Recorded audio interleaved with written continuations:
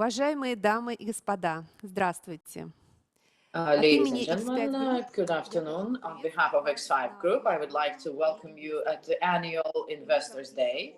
My name is Ilya Yakubson, and I represent corporate communications of X5, and I'm going to moderate the meeting together with IR Director Maria Yazeva, who's ruling the process behind the scene. As well as the year ago, we hope that very soon we'll be able to meet without restrictions, but so far we're happy to have this online format, to have more bigger number of participants. The circle of investors has grown up to 200,000 people, and today we have more than 700 people registered. So first of all, I would like to draw your attention to the disclaimer on the screen. Also would like to say that our meeting will last about 2.5 to 3 hours with one break, 10 minutes after 5. And our presentations all will be in Russian with simultaneous translation. And the videos, vice versa, going to be in English and translated into Russian. Please select your channel. In the first part, we're going to discuss the strategy with General Director, the Strategy Director, and also more details about our formats. We'll start with Pyaterochka, with Managing Director of Pyaterochka. After the break, we will have presentations of the head of Perekrestok chain and Chizhik discounter chain, and then we will recap and we will have the Chief Financial Officer. The Q&A will be after all presentations are finished. Please, you can start writing, putting down your questions under the player line, and we will see your questions, and we will be answering at the end after all the presentations. So this year, X5 was 15 years old, and because of our anniversary, we've updated the brand because we asked the feedback of our customers about the options, and they selected the one you see on the screen. And also we invite you to give your feedback and assess it after our video. Choice. Choice has always been important to us. We offer choice in the form of a wide assortment of goods and a variety of store formats. Our customers love our spacious supermarkets and our cozy, conveniently located proximity stores. We make sure that everyone has a choice, whether they are shoppers looking for the most affordable goods or sophisticated foodies. X5 is celebrating its 15th anniversary. This is a time of new choices for our customers and partners. Choose whether to select fresh fruits and vegetables yourself in a store or buy them online with our convenient digital services. Perform daily culinary feats or order ready-made food, devoting your time to other activities. We give you choices and we make them ourselves. We choose to be a leader in the food market by creating a food-centric ecosystem and by introducing new industry best practices. We choose to care about people's health by offering products for a balanced, healthy lifestyle. We choose to support the well-being of society, responsible consumption, and care for the environment. We choose a healthy, sustainable future.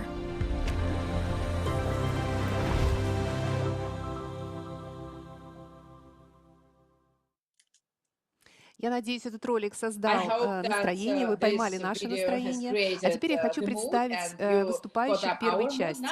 Это главный General Director of X5, Igor Shekhterman, Director of Strategy, Vladimir Salakhutdinov, and Managing Director of Pyaterochka chain, Sergei Goncharov. Also, we have online Chairman of the Advisory Board, Demchenkov, and I would like us to start our conversation with Peter's floor. Peter, the floor is yours. Dear ladies and gentlemen, I'm happy to welcome you at our Capital Markets Day. Thank you very much for joining at our 15th anniversary X5 Group. Industry of food retail extracted important lessons in the pandemic. The main one is speed and flexibility. Those qualities provided us an opportunity to provide safe conditions of our guests, of our shops, and continuous providing and supply of food in all the regions of our country in this difficult period. And I sincerely thank all employees for their work in the pandemic. On behalf of the advisory board, I would like to stress our commitment and our strategic commitment. We announced, declared a year ago, and we are sure of the capability of our management to achieve the goals despite tougher competition, both offline and online segments. Also, we expect permanent striving for improvement and development of our business model in the conditions of ever-changing external world. For us, it's extremely important to stay the best in class for our guests and our business partners, and also for our investors. Today, the management is going to give you details about the changes in store for us. The main focus is working to provide sustainable development of the company, and we welcome the efforts to reduce the negative impact on environment and support social initiatives and work at improving conditions of work of our employees. So we will continue improving our corporate governance system, and advisory board and the management are all sure that ESG agenda is going to be an inseparable part of our strategy and everyday operations. And the examples of our commitment to ESG is inclusion of ESG KPIs in the LTI of the management, and it's September at the level of the board. We set up a committee on sustainable development and innovations to coordinate and introduce best practices in sustainable development of X5. And I would like to say thank you to our investors and institutional and private investors that you are with us and that you are the shareholders of the company. Thank you very much for attention. I'm happy to be here with you today. I'm giving the floor to Igor Shekhterman, Chief Executive Officer of X5 Group. Петр, спасибо. Рад всех приветствовать. Thank you very much, Peter. I'm happy to welcome you at our traditional Capital Markets Day. Thank you for joining. It's our second time online. It's another wave of pandemic around, and the safety of our customers and employees are our main focus. The level of vaccination is 60%. Total for Russia, it's going to be 50%.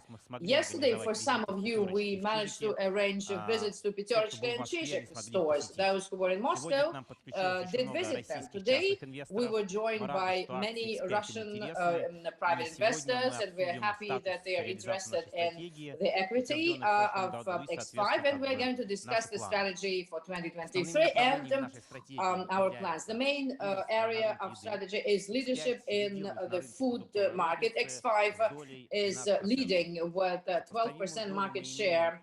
Comparable market share we have in online sales and digital channels grew 2.7 times and came up to 35.2 billion rubles. Half of the grown-up population, which is 60 million, are active users of our loyalty cards in our formats. Check penetration is 65 to 81%, depending on the format. The density of sales still very high, exceeding the indicators of the main competitors. Technological leadership. For several years running, we've been doing a digital transformation program, and we can see the results. EBITDA effect from internal digitalization will come up to 20 billion rubles at the end of the year. Special attention is is paid to building up effective digital contact with our buyers. The main instrument is our application. Monthly number of users of applications has grown by 37% against last year and came up to 70 million people. For us, it is very important to create value for shareholders, and our financial indicators allow us to perform up to the promises, and our sales up in the 9 months was 1.6 trillion, which is 10.2% growth. ROIC is going to be more than 15% current year, and it is 93% in rubles for 3 years. End of last year, we've updated the dividend policy and started paying interim dividends. This new policy reflects better the performance of the business, expectation of the company as to the cash flow and future growth and our planned investments. Thus, it levels off the factors against our leverage and allows X5 shareholders to receive regular income during the year. We plan to pay dividends at 2021 no lower than last year, which shows high dividend yield, which is better than the global. So social responsibility is our focus. We were the first to publish audited reporting on GI standards, which reflects our goals. The new Committee on Sustainable Development and Innovation at the level of the advisory board once again stresses the commitment of the company to the ESG goals. In the recent year, we created more than 3,000 employment, and our strategy does not have a lot of changes, but we can see the focus on efficiency of our GI businesses, Pyaterochka and Perekrestok, and expansion of our presence in all areas. We are based on macroeconomic trends, and I would like to show you the prerequisites. We're going to put down our plans and the budget for next year.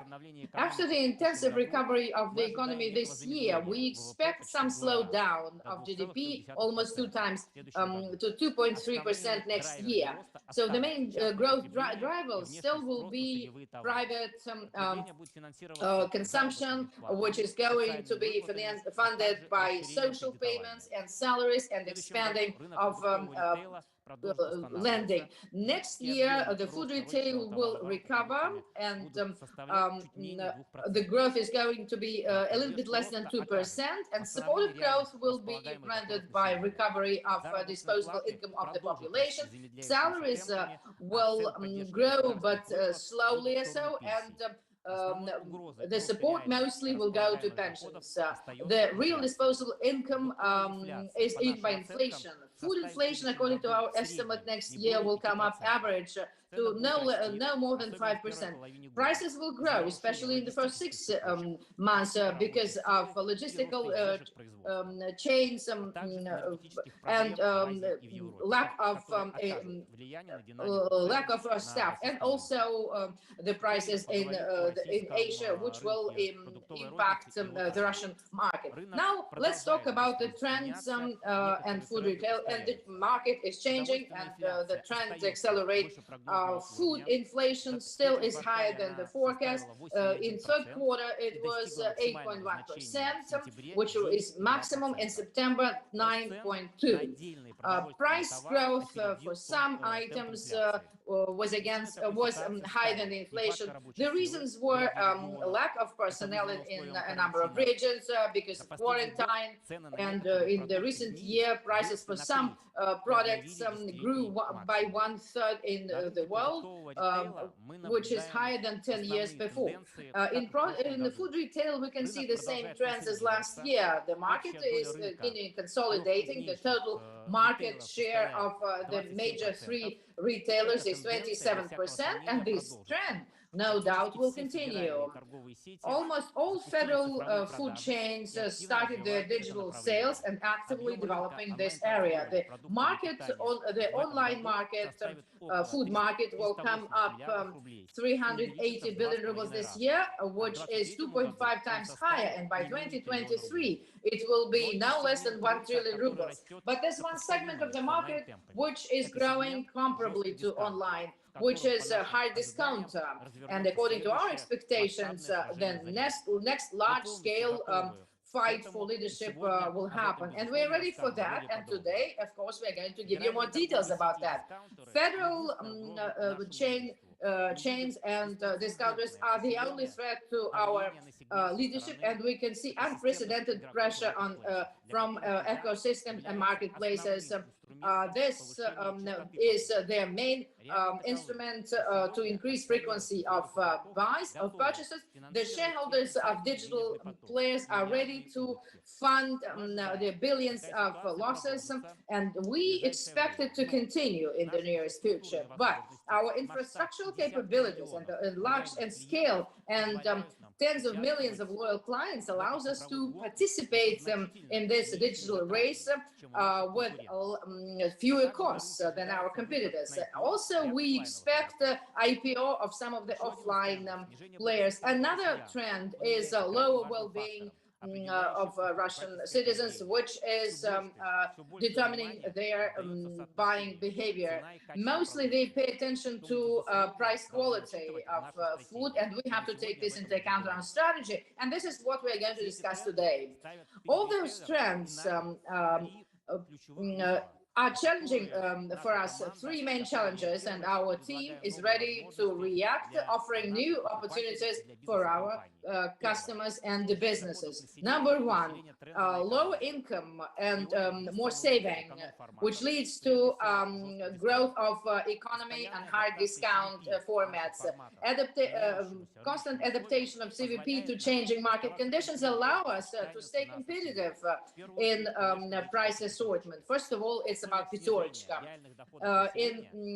When income is reducing, we have to keep the balance between the costs and pragmatic approach to pricing and price perception on the other. We can see those opportunities to improve the balance, and the new concept of Pyaterochka allows us to have excellent result in other cities, and we're going to adapt our stores to keep all the values of our CVP to provide better value proposition and value for money in the assortment. Update of CVP of Pyaterochka will include lower capex and opex and deeper research work with assortment using big data. Sergei Goncharov is going to talk about that more. Another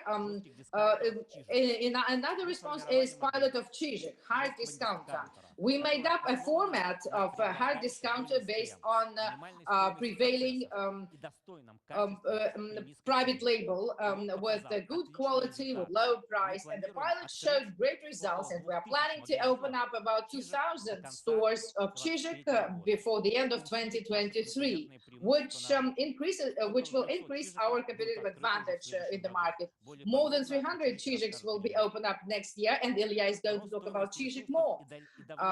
Growing resource costs and pressure of the margin, and we know how to deal with it, and we can see opportunities to improve in the commercial margin and further work at reducing our losses and logistics improvement. A balanced approach to investments allows us to keep the current marginality of the company, increasing efficiency of the existing businesses. And we expect that the EBITDA profitability of our mature businesses will exceed 8% before 2024. And we don't see any risks of reducing margin midterm. We're going to reduce capex for reconstruction, refurbishment, and new builds.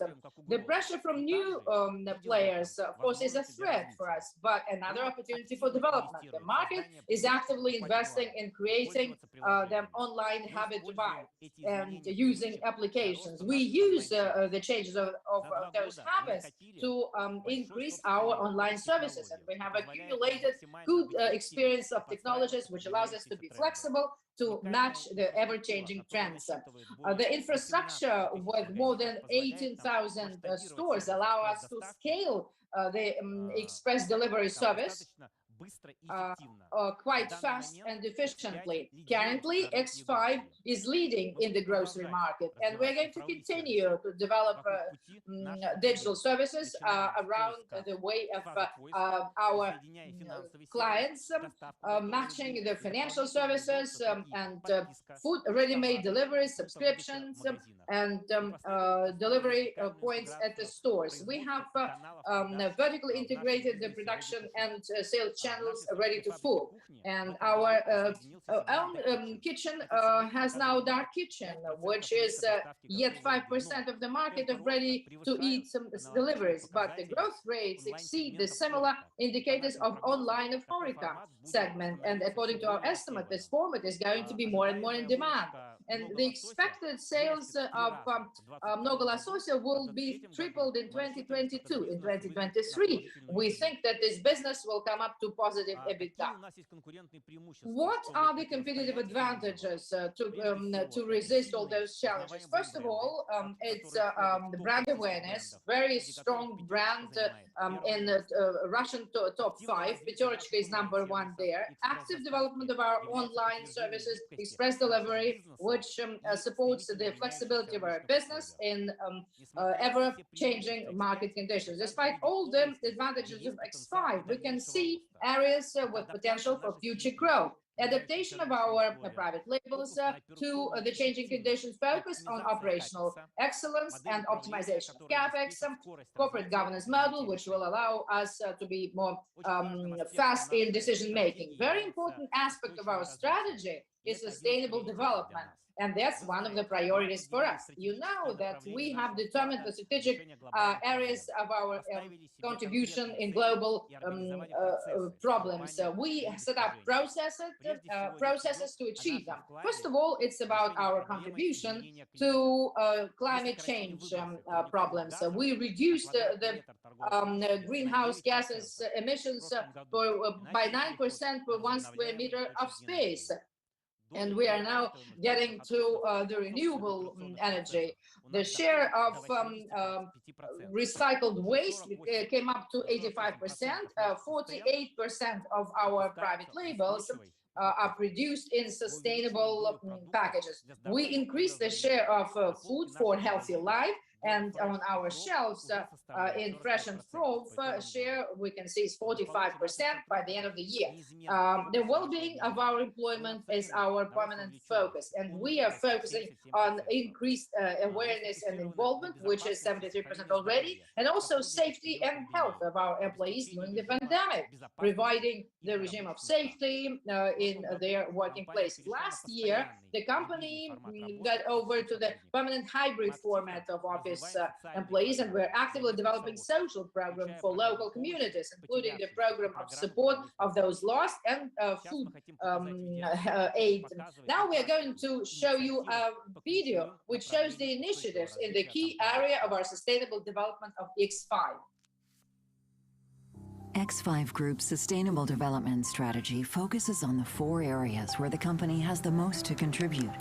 The strategy is implemented across all operations, including stores, offices, and distribution centers. Some of them have already switched to clean energy generated at hydropower plants. Every 5th truck in X5's fleet has been converted to compressed natural gas. During the last year only, we have sent hundreds of thousands of tons of waste materials from our operations. We improved the areas surrounding our stores, developed the healthy habits in-store route, and increased the share of fresh products, fruits, and vegetables in our assortment.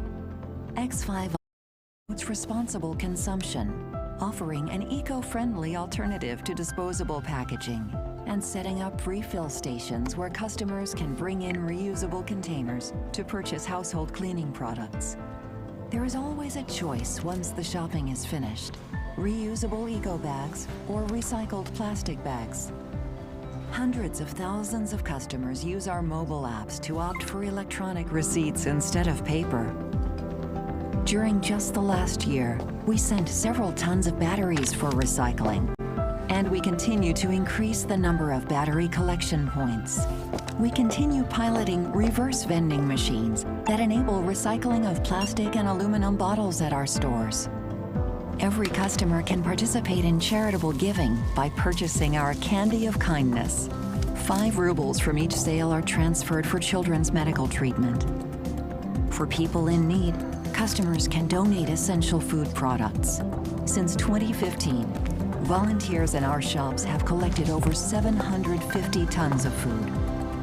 We operate safety islands in every region where we are present, helping lost people to return home. New recreation rooms for personnel have been built in stores and warehouses, while office workers are provided with comfortable and eco-friendly office space. We promote the importance of sustainable development among employees, with over 300,000 people having already attended our training course.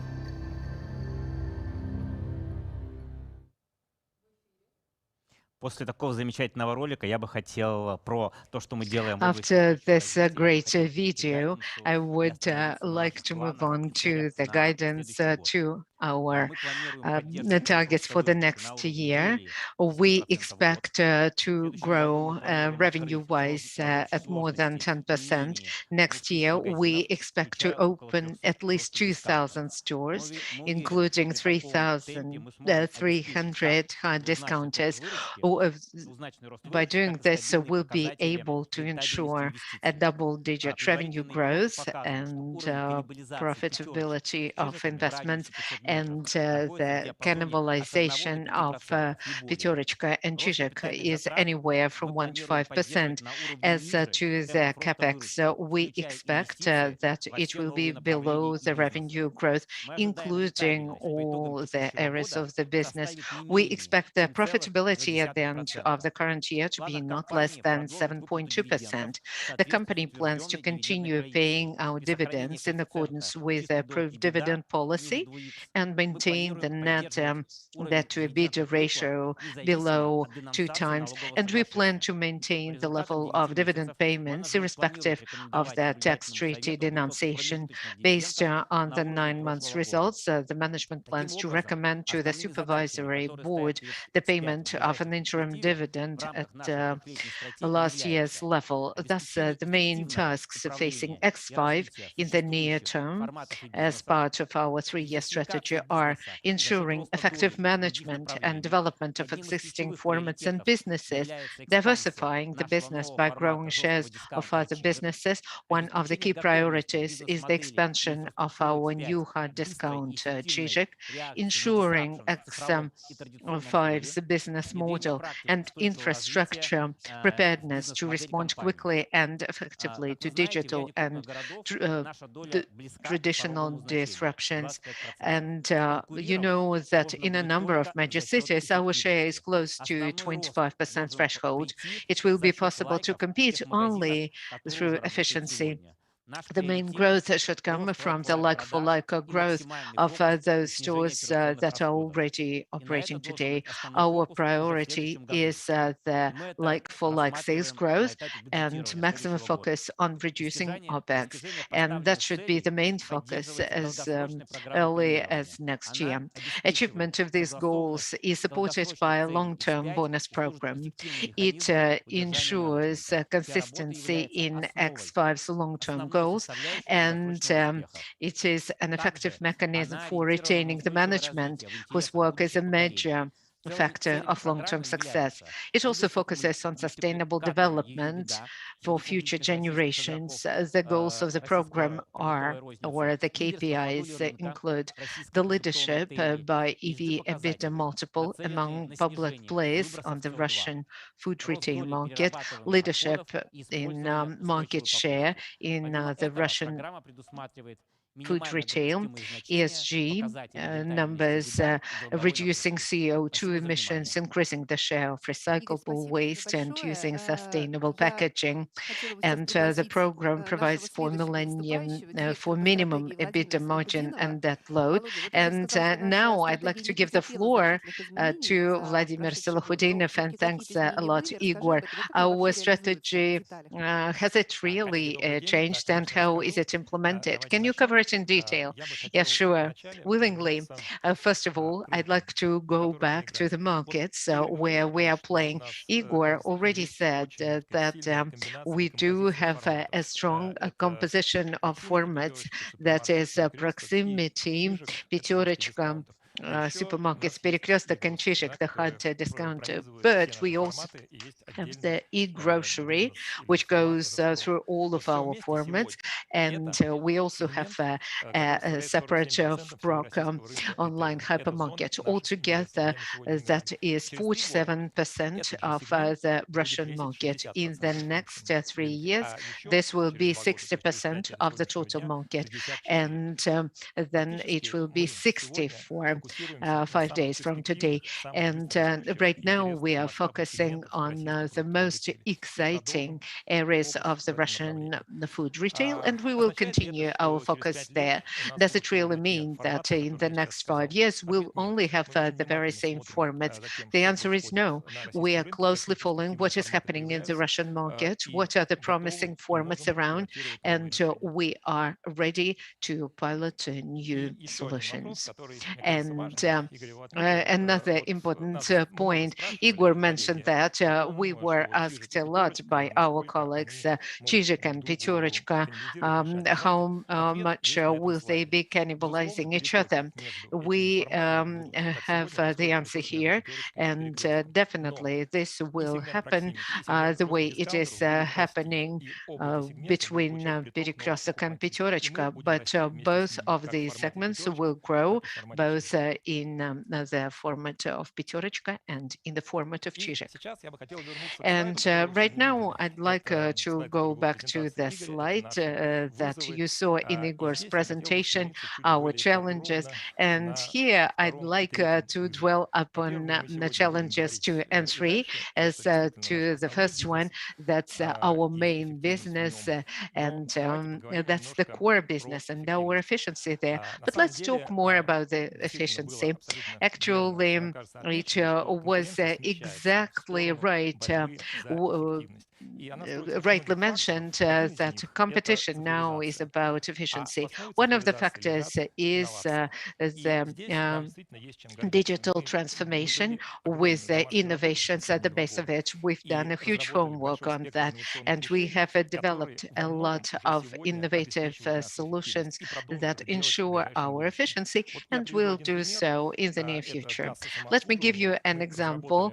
The self-checkout. We have developed our own solution, and right now we already have 11,000 self-checkouts that we have created ourselves. If you look at the flow, 30% of all the checks go through them. Could it be more? Yes, sure. And we do have the stores where more than half of all the traffic goes through self-checkout. And it means that in the near future, the cashier will only work with customers where the age control is needed. That's for alcohol, for example. And we are completely ready for the situation like that. Let's view the video about innovations at X5.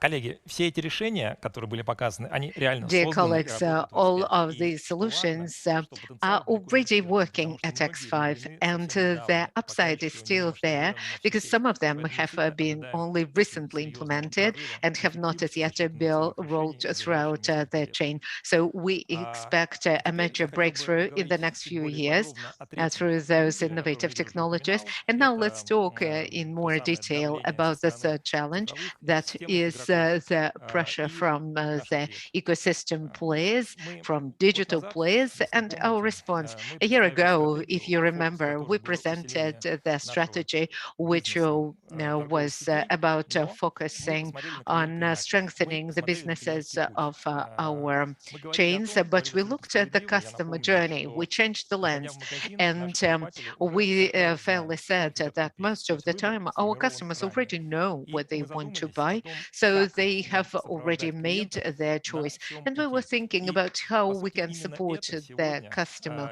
all делают the way и through. экосистемные игроки. And this is Пытаемся наших exactly клиентов what различный набор the сервисов, ecosystem players are управляя doing now, отношениями и строя его в trying различных to offer a сегментах. set of Вот services мы подошли, and managing мы their объявили о таком relations же with the подходе, и customer in сегодня different я segments. в We связи с have завершением хотел announced бы a доложить similar о том, approach, что мы сделали and в let компании. me tell Вот you сделали мы на about самом деле what много. we've done Мы говорили о том, что recently. первым I believe шагом it's quite a lot. соприкосновения We said that the покупателя с first информацией о еде является contact медийное with пространство. the И food is the действительно, вот media год space. назад мы эти That's where they цифры get заявляли, что у information нас about the аудитория food. A 10 year ago, крупнейших we сайтов said по еду, that the она audience of равнялась the 10 аудитории Первого канала. biggest food Вот мы поняли, что нам sites необходимо on food строить was отношения с equal to клиентом that до of того, Channel 1 как of он пришел Russian к нам, TV. как только он We задумался о еде. understood И we поэтому have мы to объявили о build том, our что создаем relations with the медиаплатформу. customer once they Медиаплатформу start Food.ru, thinking about которая food должна before стать they come первой to us. точкой контакта That's why покупателей we built с едой our и, соответственно, с media X5 в platform медийном пространстве. food.ru Знаете, там вот that is for это очень интересная interacting тема. with Я не буду все X5 in the рассказывать, мы вам media ролик space. покажем, That's an который exciting расскажет, что area. такое Food.ru. We Скажите, will пожалуйста. show the video to you, which will tell it all. Food.ru is an informational and entertaining media platform about food. The platform seeks to be a trustworthy source of information for its users and to generate traffic that subsequently converts into sales, including through a one-click express delivery feature. The content is divided into 5 key areas that are aimed at different audience segments. There are recipes, tips from famous chefs, articles, culinary blogs, instructional videos, and interesting live streams to suit any taste. The website addresses a number of user categories, each with its own interface scenarios. For example, it is possible to use filters to choose a dish based on the level of difficulty, number of persons, and desired budget. Editorial staff regularly develop new, high-quality content for the platform. Additional content is generated by users themselves. A gamification system encourages them to create their own content, communicate, and share experience and recipes. The website and the Food.ru mobile app are interlinked with external media, social networks, messenger channels, and video platforms that showcase our exclusive content. When X5 ID is connected, personal preferences will be added to user data. Customers will be shown personalized content based on their shopping history, or conversely, offer a convenient way to purchase the ingredients for a favorite dish. Premium subscription will also be added as an option. Food.ru is a place where brands communicate with users, providing manufacturers with a wide range of opportunities. For example, it will be possible to learn who precisely has interacted with the brand on the website or in a shop, and how. In the immediate future, the platform plans to considerably expand its coverage, place thematic advertisements, and convert traffic into sales using digital and offline channels.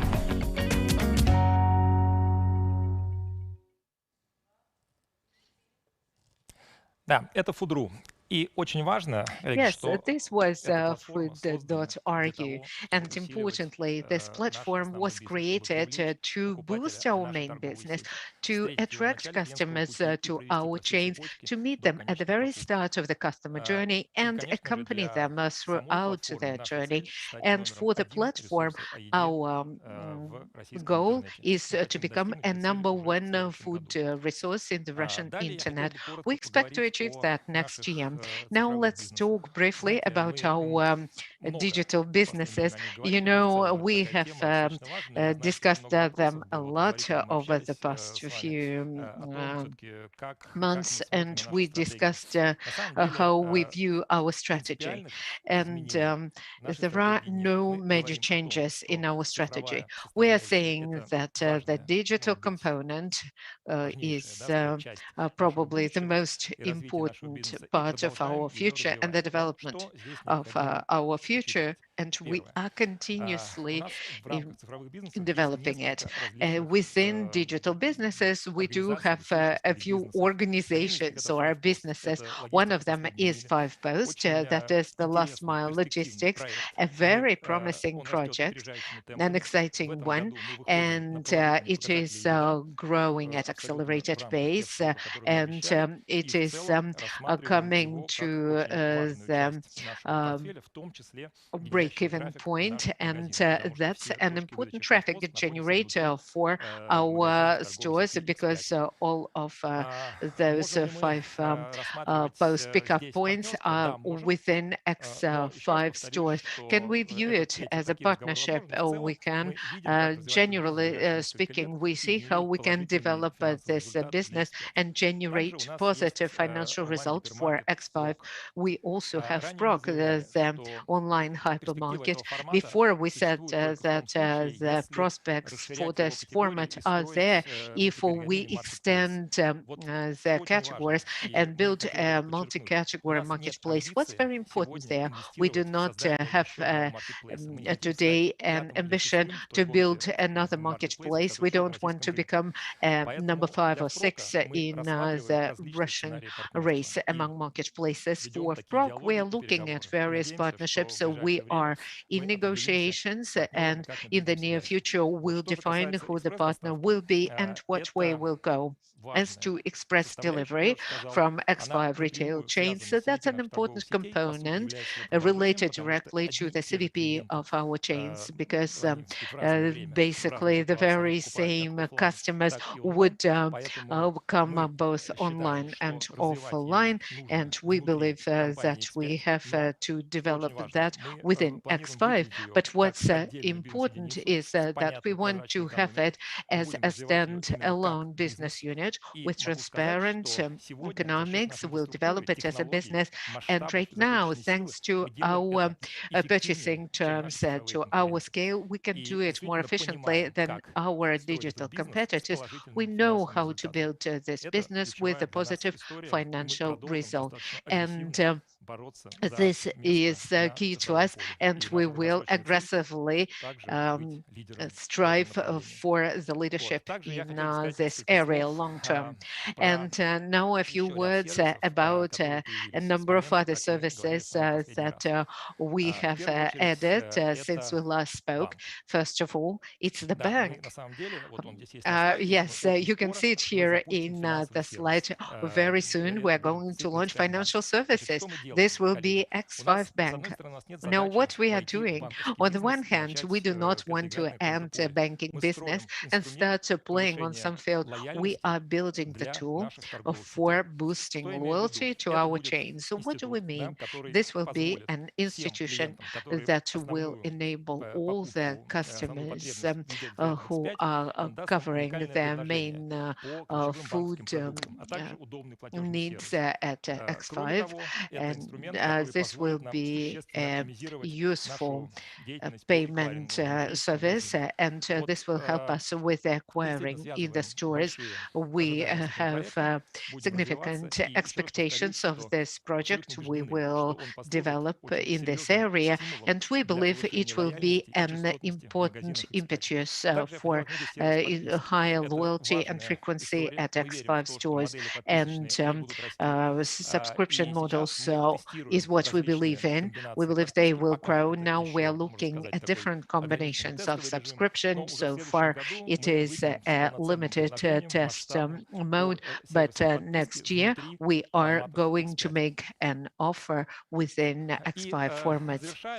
And by way of finalizing this part of the presentation, I would like to say that those are the services around the customer journey, which are primarily working for the high frequency and higher loyalty of our customers. And each of those services have a very clear role within our model. We know which services generate additional traffic, which are revenue generating, and which build up the loyalty additionally. And our ambition in our digital services to have at least 40 million active clients, which will make us one of the biggest digital companies. And this is also done to improve our revenue. We expect additional 200 billion of revenue from these initiatives around the customer journey. On this optimistic note, I would like to move to speaking about our key business, that is Pyaterochka, and I would like to invite Sergei Goncharov to speak about in more detail. Hello, I'd like to speak first of all about the results we have achieved as a traditional offline business, and we are responding to all the challenges. As you can see, we have 17.6 thousand stores. Our EBITDA margin was 8.4%. Throughout the year, we had interim financial challenges, but we were able to stabilize the situation, and we strengthened the situation through providing more opportunities in the regions, and like for like increase was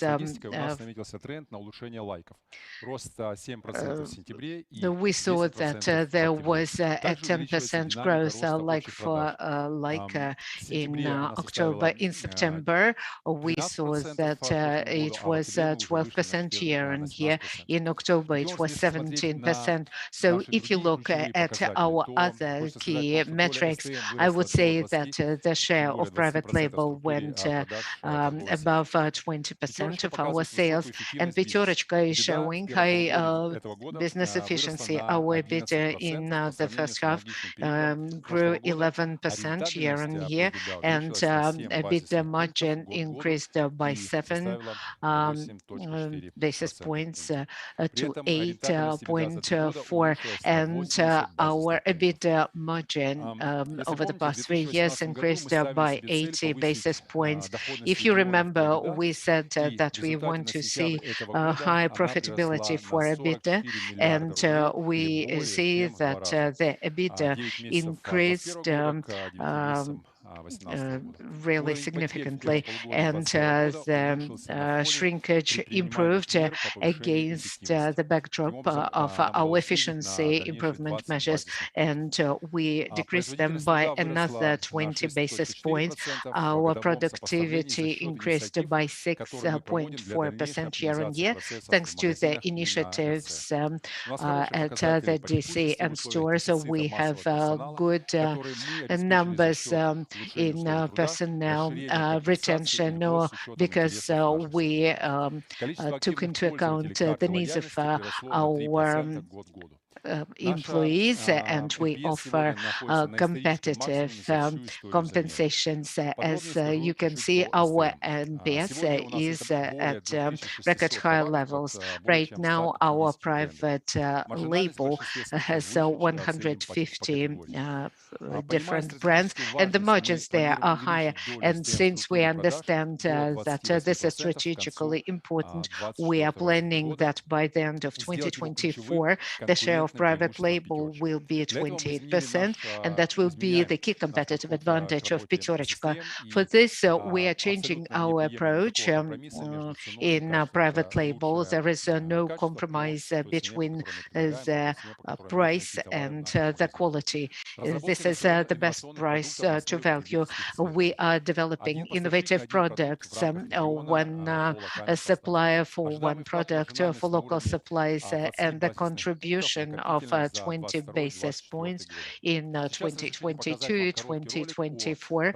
Now I'd like you to see a short video about how we work with private label at X5. Private labels, one of the priority growth areas for retail in general and X5 Group in particular. Our labels cover all price categories, from the value segment to premium products. Private labels promote customer loyalty and help us stand out in the market. The share of private labels in our formats grows steadily every year. And in our new hard discounter format, they will comprise the majority of the assortment. We design our brands ourselves and improve the packaging, while large volumes of data on purchase histories enable us to quickly adapt to customer expectations and demand. First of all, customers expect high quality at an affordable price. Clean and natural ingredients are also important factors. Appealing and modern packaging helps private labels compete against popular brands in their respective categories. A growing number of customers favor healthy foods, and our shops support this trend. X5 Group's private labels do not differ from other products in terms of quality. However, they are less expensive due to lower marketing costs.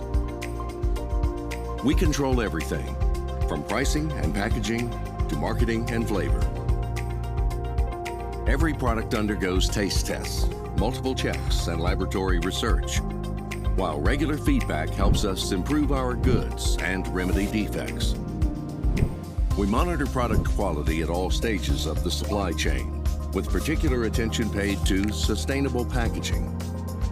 Cooperation between X5 Group and suppliers is based on a synergy of competencies and opens up new opportunities for both parties. Long-term planning and new product development, innovation and logistics, wide coverage, and quality improvement. X5 Group will further develop its private labels, providing suppliers with guaranteed sales and supporting stable, predictable business.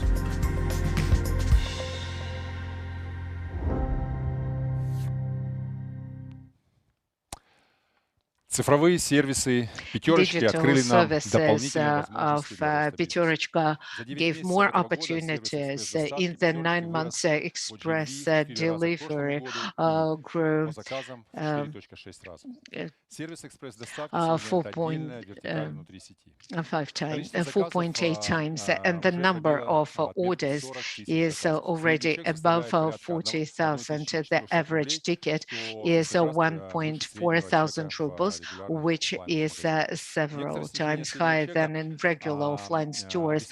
And the service covers almost 800 stores, and we go regional, so the checkout went somewhat. And 25% of the customers are new customers of Pyaterochka. And we see that the loyal customers use us both offline and online. The plan is to go from bigger cities to smaller ones. And by the end of 2021, we expect to cover all the cities above 500,000. And next year, we are planning to go to the cities with a population below 250. We ensure better quality and time of delivery through optimizing the processes in the stores and in the courier service. And the CPO of delivery has gone down by 18% in Moscow. We see that there is positive unit economics, while other regions are improving their economics. And we were just in time to launch this. And during the pandemic, we were able to offer this service to our customers, along with buying in offline stores. And Pyaterochka once again was a love mark. We overcame everyone, such as Sber, YouTube, or Yandex. In 2021, Pyaterochka became a number 6 as one of the most expensive Russian brands. So we are developing our mobile app to be in touch with our guests. We are the leader for the market in Mao, and we use this app for the feedback, and we have rotated or refined 3,000 SKUs, and the average rating there is 4.8%, and we use the app to rank the quality of the services, and it is also one of the ways to communicate through the CVM. This is the complex of analytical models for individual communications with the guests. And last year, we moved to more personalized promo,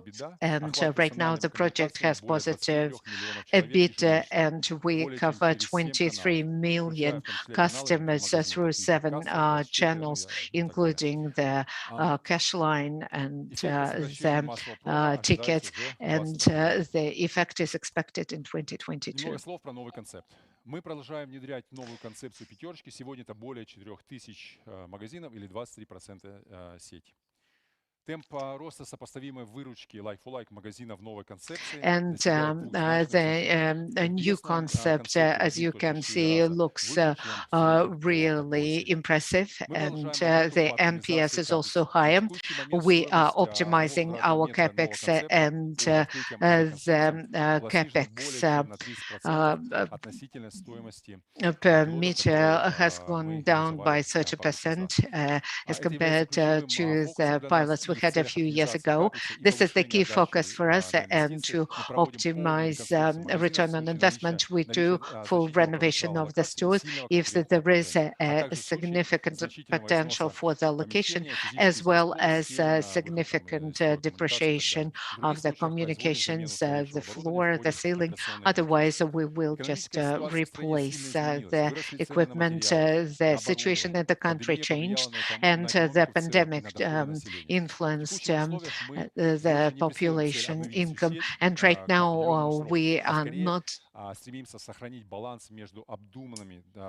trying to keep the balance between the long-term investment and keeping the profitability target level. Next year, we are going to reduce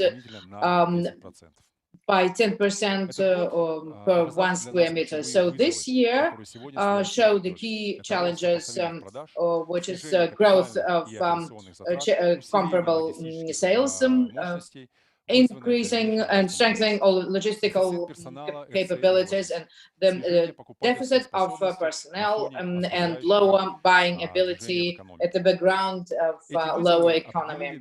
Those challenges have determined our strategic priorities for the coming year. The main focus still is on accelerating growth of comparable sales due to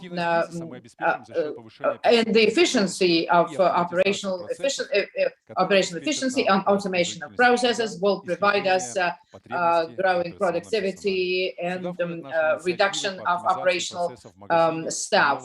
Thus, we're going to optimize the processes, a new model, and introducing automated test system, and also development of new payment channels like self-service cash desk. And capex optimization is going to be done due to reduction of expensive structures and decline and reduction of rates per square meters. We are optimizing the cost of opening new stores, and we have developed a flexible format with different sets of services and the level of refurbishment depending on categories like demand and location and traffic. So thus the cost of a store is made up of a set of mechanisms which will optimize the format, matching and adapting the market market conditions. Thank you very much, Sergei. And I would like to remind that after the break, we are going to talk again about Chizhik, Perekrestok, and our financial performance. And I would like to answer one of the questions, because we are doing the recording and it will be placed on our website and you will be able to see it. Now I would like to make a 10 minutes break. So we're going to continue at 5:15. Thank you.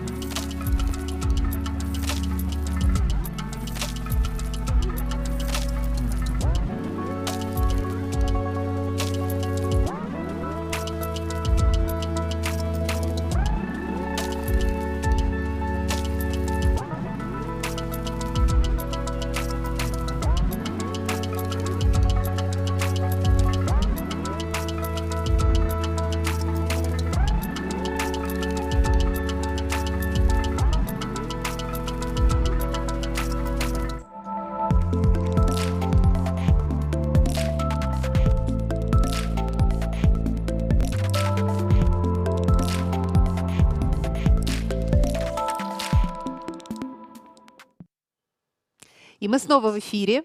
Я хочу And we are представить back вам live, and I would like to выступающих introduce этого the нашего второго team блока и of напомнить, our что second после block, and него to будет remind you сессия that after вопросов и it, we're going to ответов. have the Q&A session. Сегодня во втором блоке Today, с нами in the управляющий second директор block, we have Perekrestoка Managing Vladislav Director of Kurbatov, Perekrestok, управляющий Vladislav директор Kurbatov, Chizhik Managing Ilya Director of Yakubson, Chizhik, Ilya главный Yakubson, финансовый директор and the CFO of Vsevolod Starukhin. X5, Vsevolod И давайте Starukhin. начнем с And Perekrestoka. let's start with Я хочу Perekrestok, пригласить and I would like к to выступлению invite Владислава Kurbatova.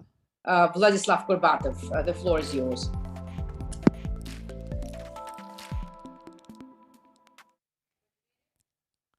Добрый день, дамы и Good господа. afternoon, ladies and gentlemen. Today, my colleagues have already told you a lot at what we were doing, what we are planning to do, where we are going as X5 and Pyaterochka. Allow me to talk about Perekrestok.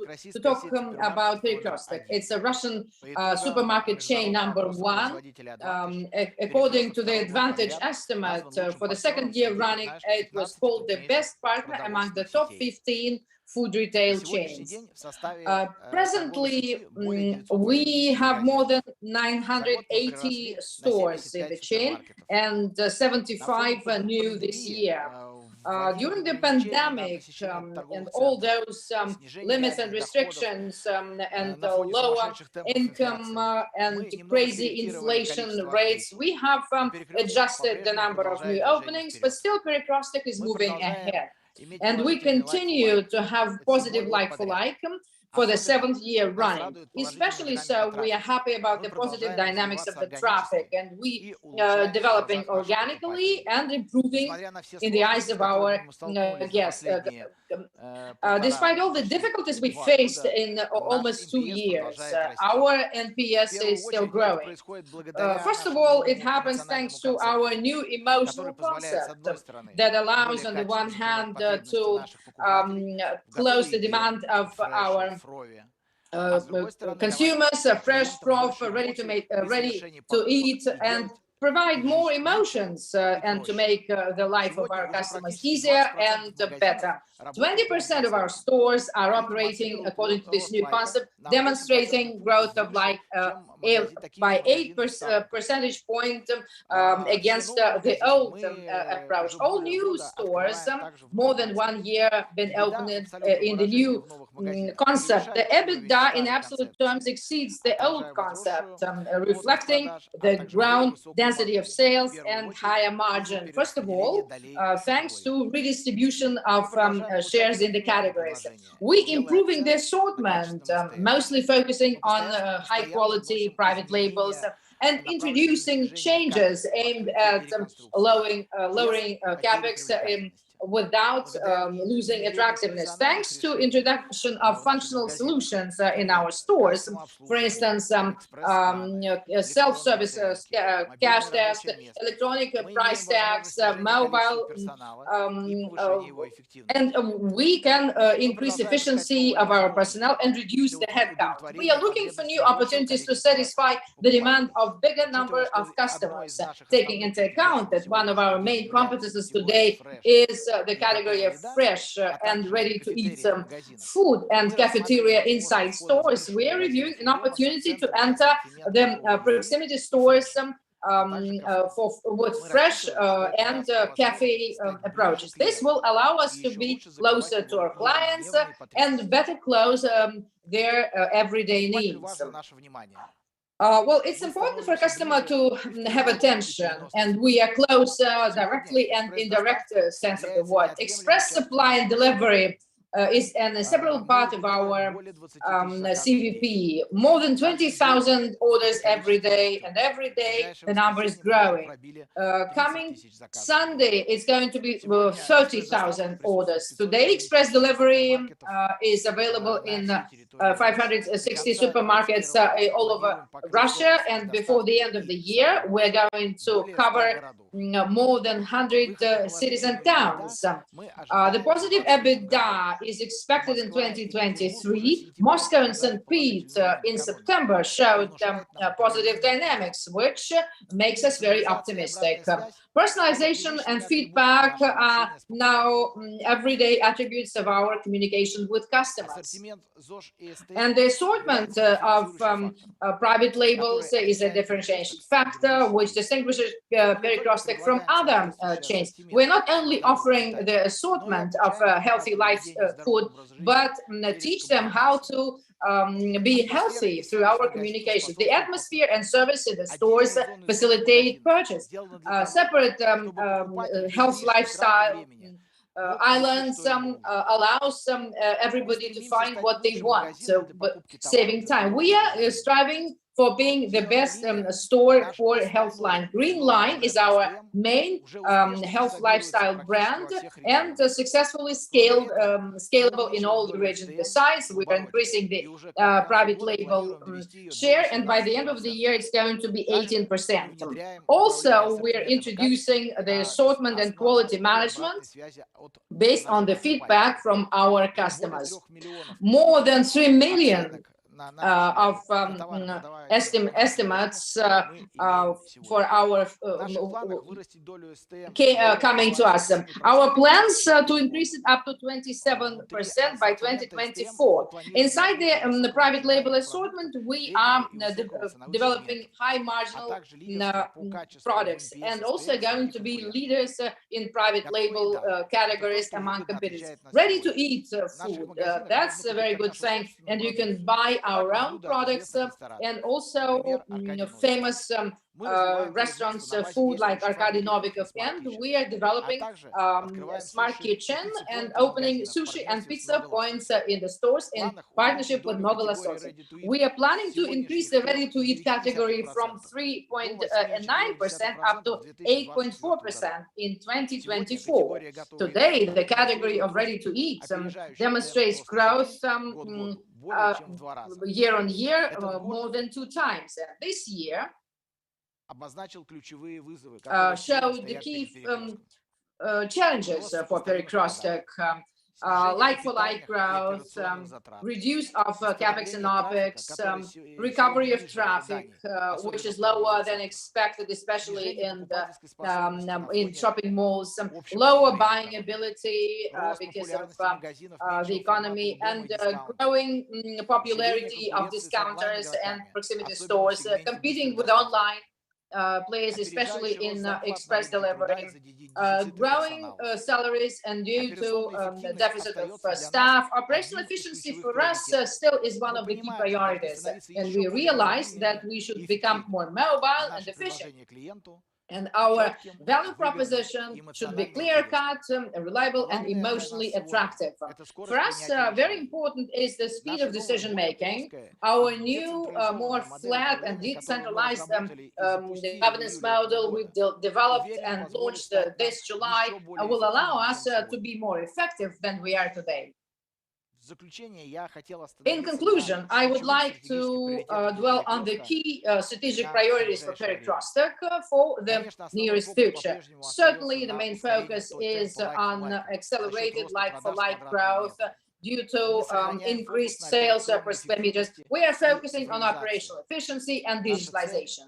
Our goal is to be choice number 1 for ready-to-eat categories and private label and health lifestyle products. Thank you very much. Thank you. Now I would like to give the floor to Ilya Yakubson, head of Chizhik, project manager, well, head of Chizhik chain. Thank you very much, Elena. Good afternoon. Good evening. I'm honored to represent today this new format of sort of nuclear bomb of X5 production group. It's hard discounter Chizhik.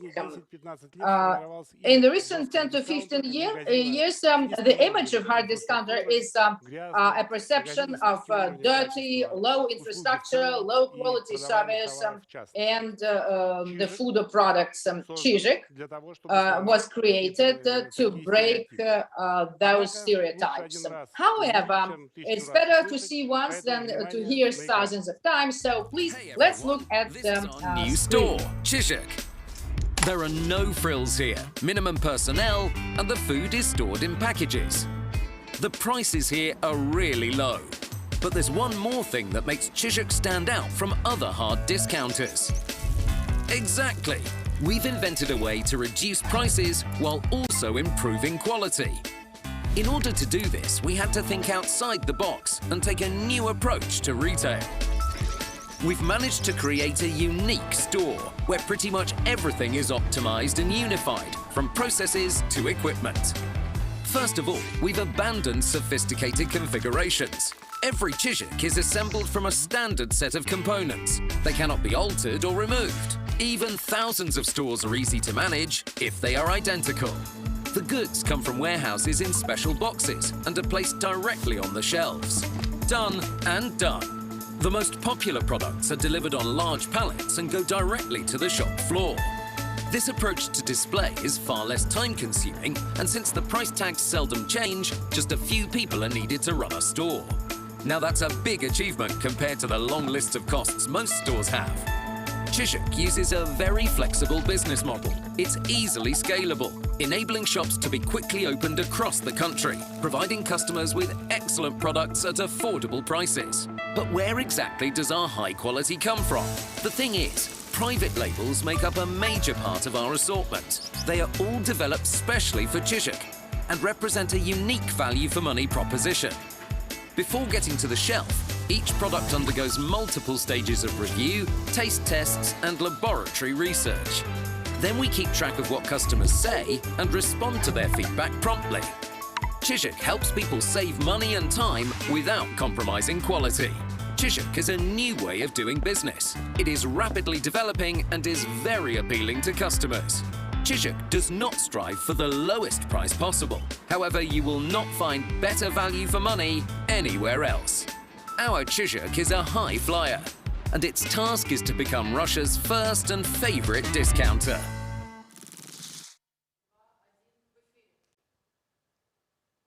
Теперь несколько слов о том, A что couple of представляет words now наш as формат. to what our format is about. Chizhik is 250, 300 square meters, totally 400 square meters, where mostly all demands are closed by one SKU, and 750 SKUs is the total number. And we think that this is going to be the same in 1 or 2 or 5 years. 50 SKUs and 75% is the share of our STMs we are planning to achieve by the end of next year. Capex of this store is 7 to 9 million, depending on the infrastructure we lease, up to 50% higher the level of return on investment than the main players, and the level of productivity is exceeding very much that of other players. Sales density 1.5, 200 times better than the best indicators of proximity stores. 7 people team, up to 150,000 rubles of turnover, and low prices every day. Every day, low prices. Very important factor of our CVP is the price. Needless to say that every day we have low price. Thus, we also say that the basket of food products of similar quality will be always available 20-25% cheaper than that of our competitors. Number 2 very important element is convenience, because our shop is not only convenient because it is small in size and allows you to shop fast, and thanks to one SKU per one demand, the choice of the buyer is very simple, and we got very positive feedback from our buyers on that element of our value proposition. information. From the point of view of assortment, Chizhik covers 50-60 main requirements or demands of our clients, and we are planning to do it in the future. The atmosphere of the shop is young team, very simple, but emotionally very full, and I would say quite excellent shop. We thought about social responsibility. We experimented and bought products at 1,500 rubles, and also the same in one of our competitors. We had 35% more goods bought in Chizhik, which means that we really are saving money of our clients. Not only money, but time too. A couple of words about our STMs. We want our STMs at some point to become our private brands, because our goal is to make private labels and to be the market leaders in their categories. We want in 3 to 5 years, for instance, number one green peas to be, or biscuits would be Kaisels. We would like our STMs to be brands number one of the market, according to Nielsen. The way to achieve it, 3 areas of development. Number one is products. To create a brand, you will have to have quality of your brand of market leader. System of blind tests, which are done by the best marketing companies of the country, allows us to achieve this kind of quality. Number two is packaging. 100% of our products should have shelf-ready packaging, which is very important from the point of view of saving on OPEX, but also to create an image of emotionally full and attractive shop. And also we use one logistical group for packaging to have 2 to 3 SKUs and of different flavors. Thus, we provide much more than 750 SKUs a choice of our buyers. And number 3 is the price. As I said about everyday low price, that's what we are planning. Minimum 25-30% should be the difference of the price of Chizhik basket against all key players of the market. By the end of the day, we want the key element of our differentiation would be our own STMs. We want people to come to Chizhik not only because they will not find cheaper price for this quality, but also because they really want to buy this brand.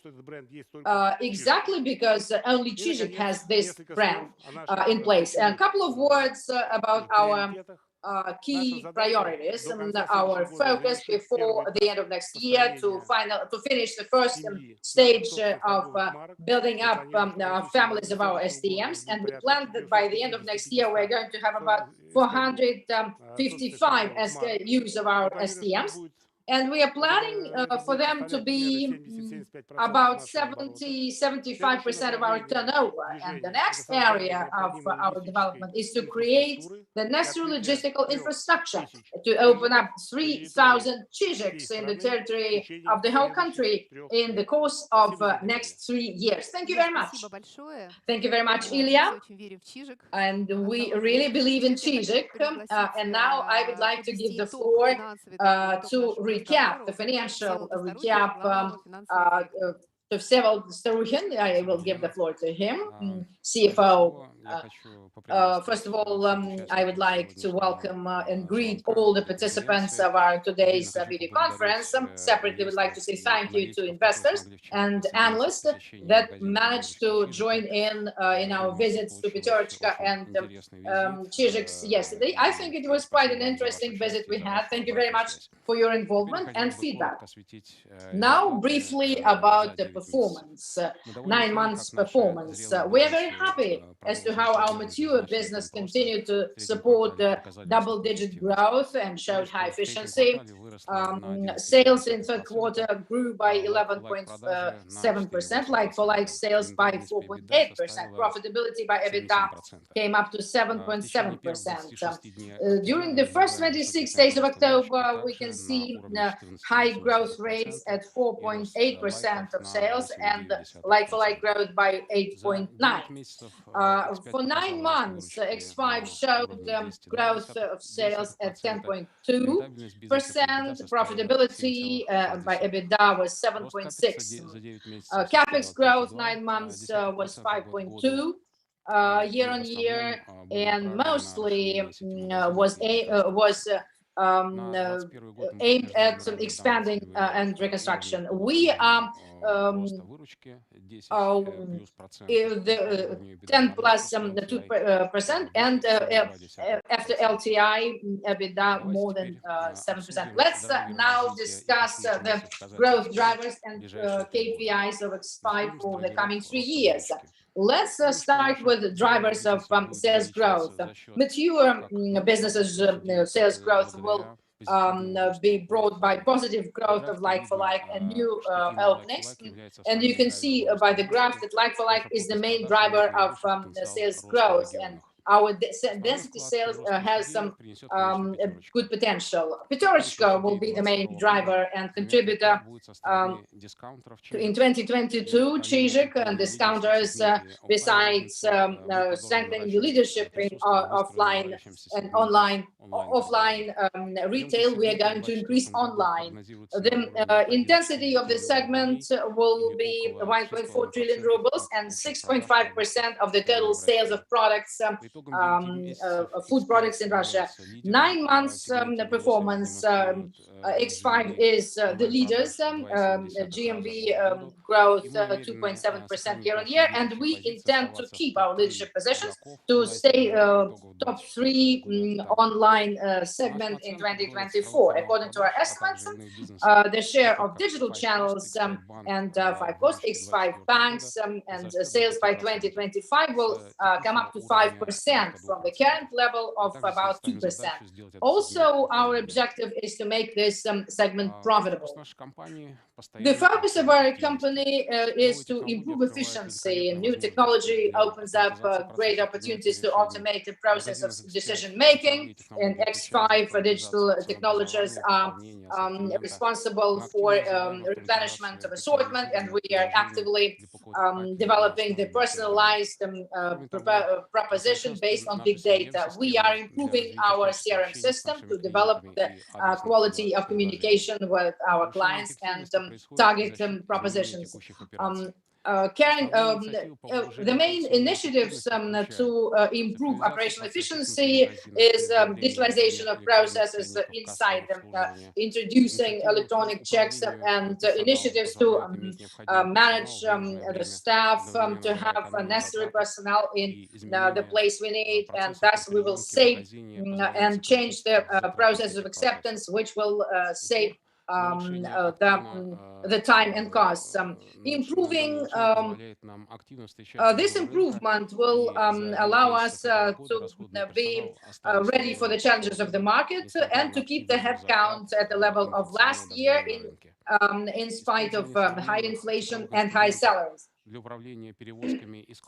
Using digitalization, which will provide us reliability of logistical operations, in 9 months, we managed to reduce the logistical cost by 0.9%, and we continue digitalization of our supply chain, introducing modern systems and using machine learning.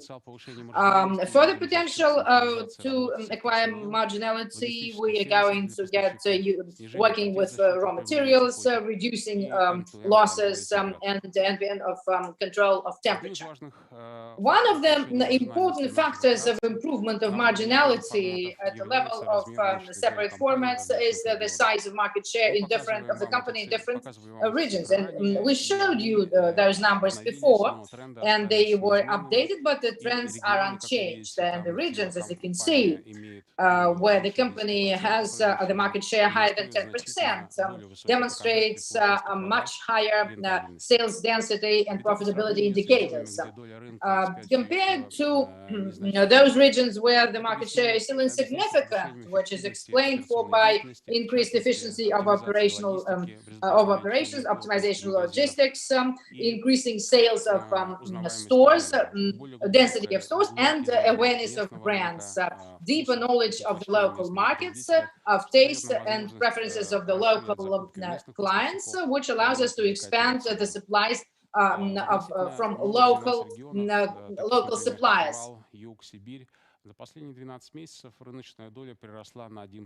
And in the new regions, our market share increased by 1 percentage point over the last 12 months, while EBITDA margin increased by 1 to 2 percentage points, which confirms the thesis about the positive impact of new regions. And we expect that 10% of the new stores will be in Moscow, with the remaining openings in the regions where market share gains will translate into higher sales density and profitability.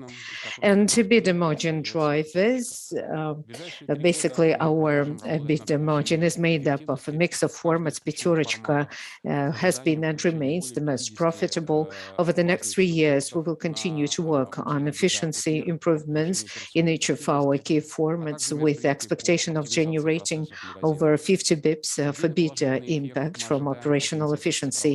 We expect a separate positive effect from digital transformation initiatives, increasing the digitalization of in-store processes and eliminating human manual involvement.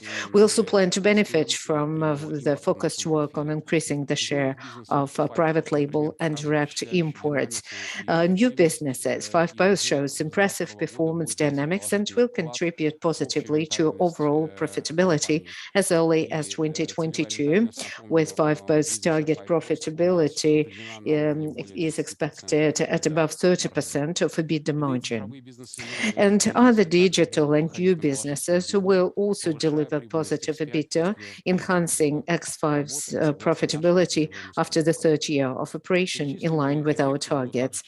These effects will also be partially reinvested in our prices, taking into account expectations for macro, the slowdown in disposable income growth, as well as supporting X5 CVP in the competitive environment.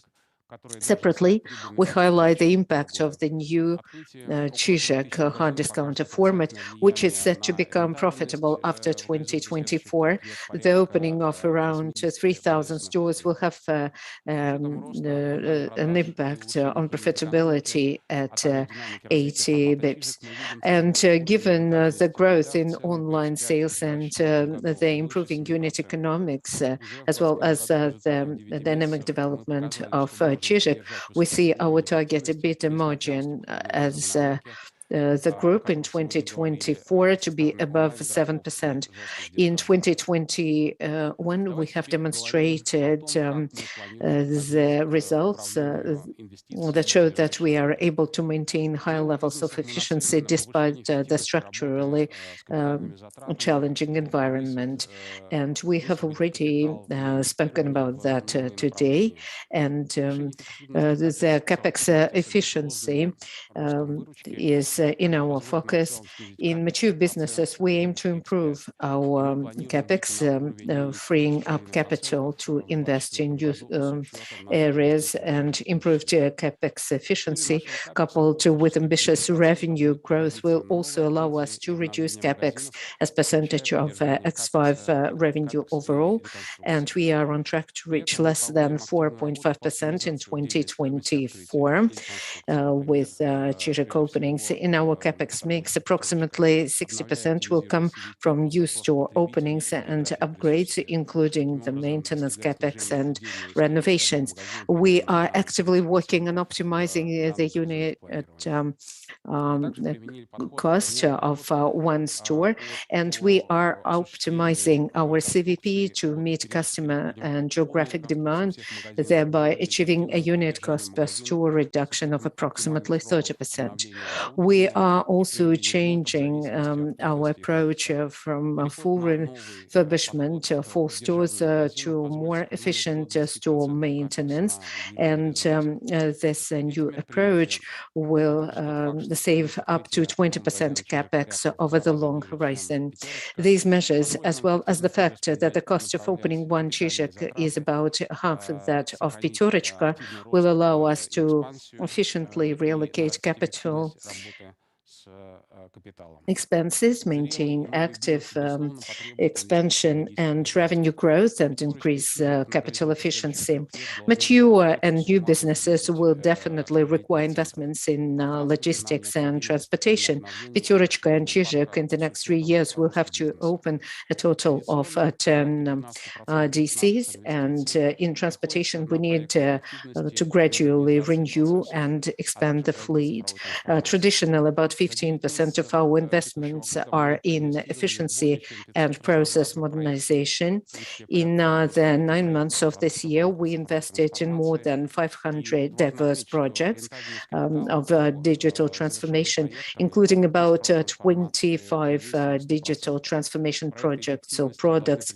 Return on equity on those projects or products is above 100%, and the efficiency projects should bring us around 38 billion in 2021, including 20 billion from digital transformation.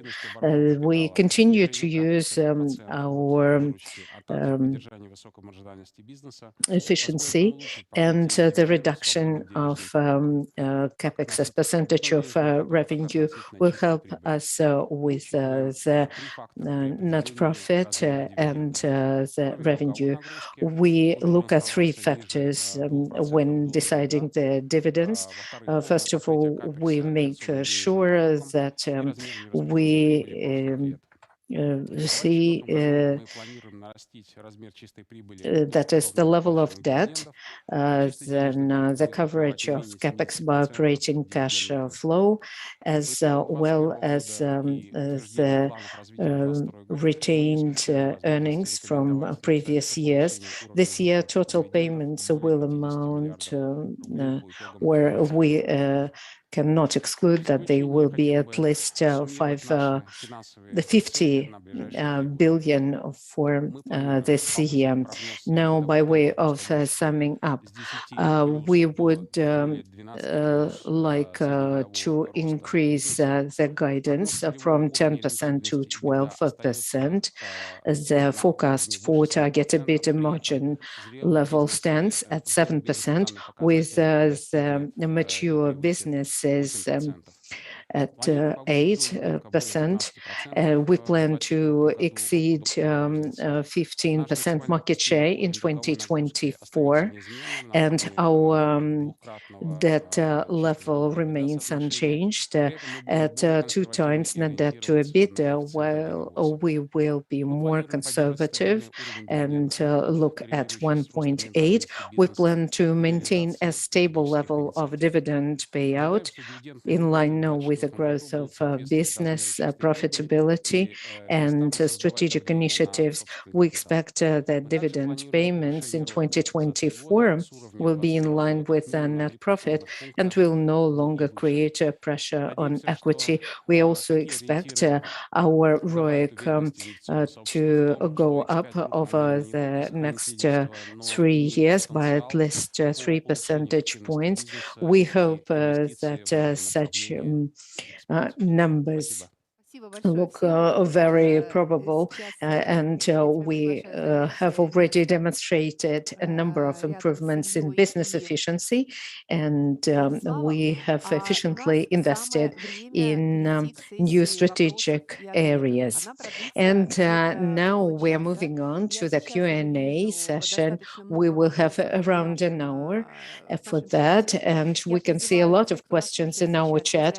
Those of you listening to us, if you have not as yet asked your question, please find the line for asking your questions, and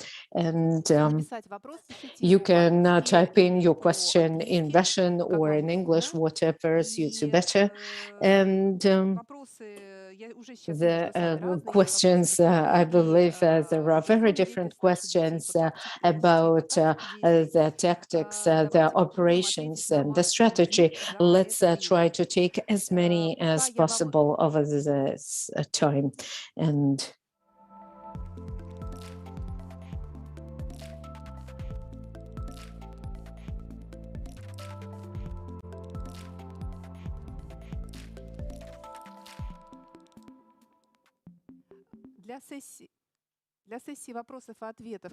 for the Q&A session, we are joined again now by Igor Shekhterman, Vladimir Salakhutdinov, and Sergei Goncharov. The whole team is here on stage now. The first question is to you, Sergei. Once again, what are the strategic priorities? This is the question to Igor Shekhterman, the CEO.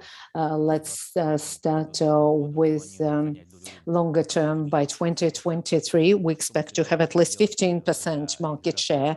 And what are we going to do short term?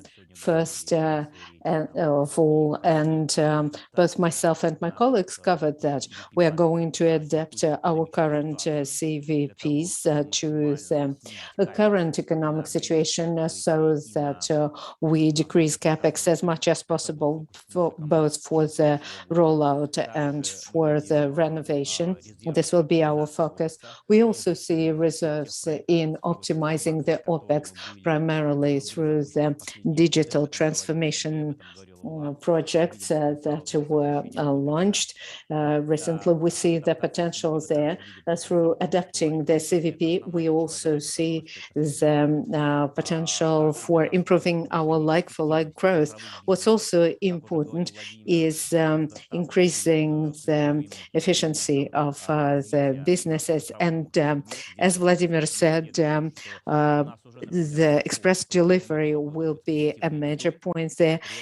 5 Post will have the positive EBITDA. Speaking about express delivery from our chains, right now, daily, we have around 70,000 orders delivered, and our model is more efficient than that of our digital competitors.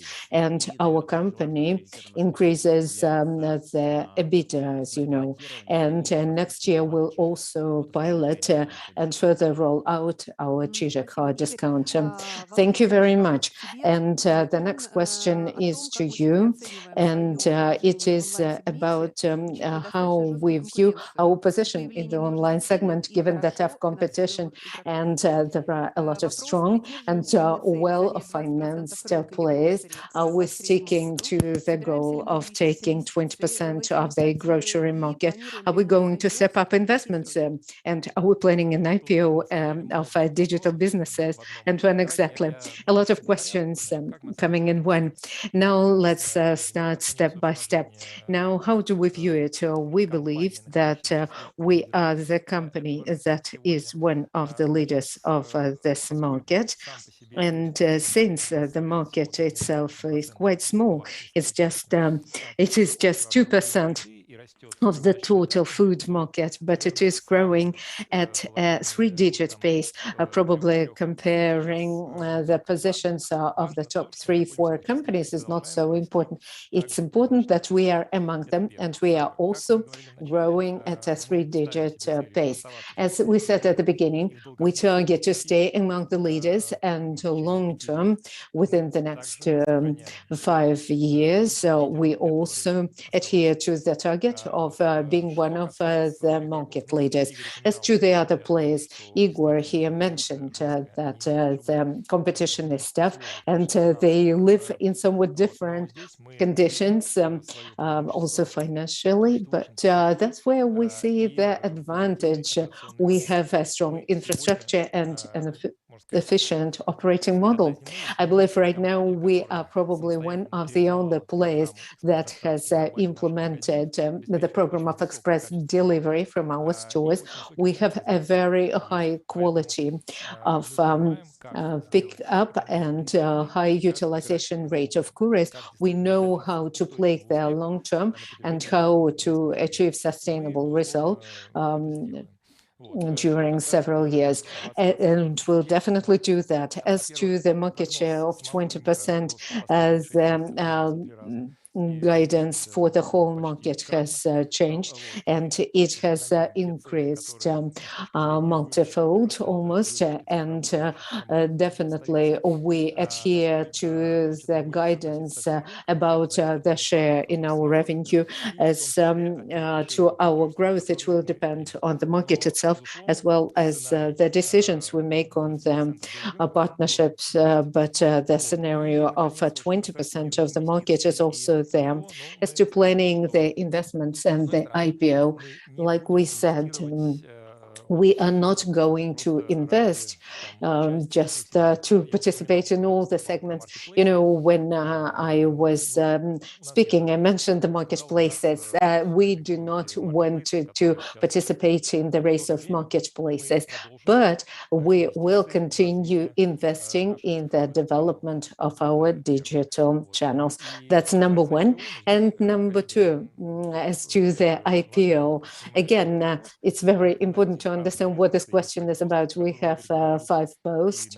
We have other different businesses, and probably at some point this business could be monetized. We also have Prog, which is a standalone format, and though we're not thinking the IPO would be the next step. Right now we're thinking about a partnership with one of the players who is implementing the strategy of creating a versatile marketplace. As to our express delivery, we do understand that this is an integral part of our CVP. This is part of X5. It is becoming part of our DNA. We're playing in the digital field. We're living in a different reality, and the main task for the express delivery is to strengthen the long-term value of X5. We're going to create the hybrid infrastructure relying on our stores, but also we're creating the networks of dark stores wherever it is needed. And express delivery, it's very important for us to develop the express delivery. This is the key component of our current business. We believe that our 18,000 stores, our commercial terms, and our people enable us to make express delivery really efficient. The next question is to Ilya Yakubson, and the viewers mention the growth in hard discounters. How well can you believe X5 can withstand this competition in the hard discounter segment? And what is the geographic expansion like?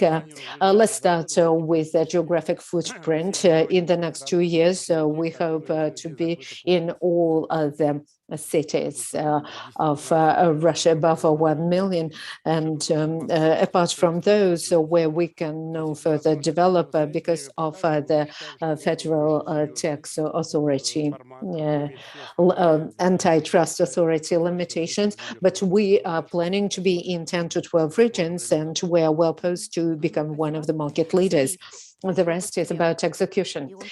Sergei, the next question is to you, and it is pretty specific. It's about the pricing strategy of Pyaterochka and about what it is to maintain the leadership and how it can affect the profitability of Pyaterochka.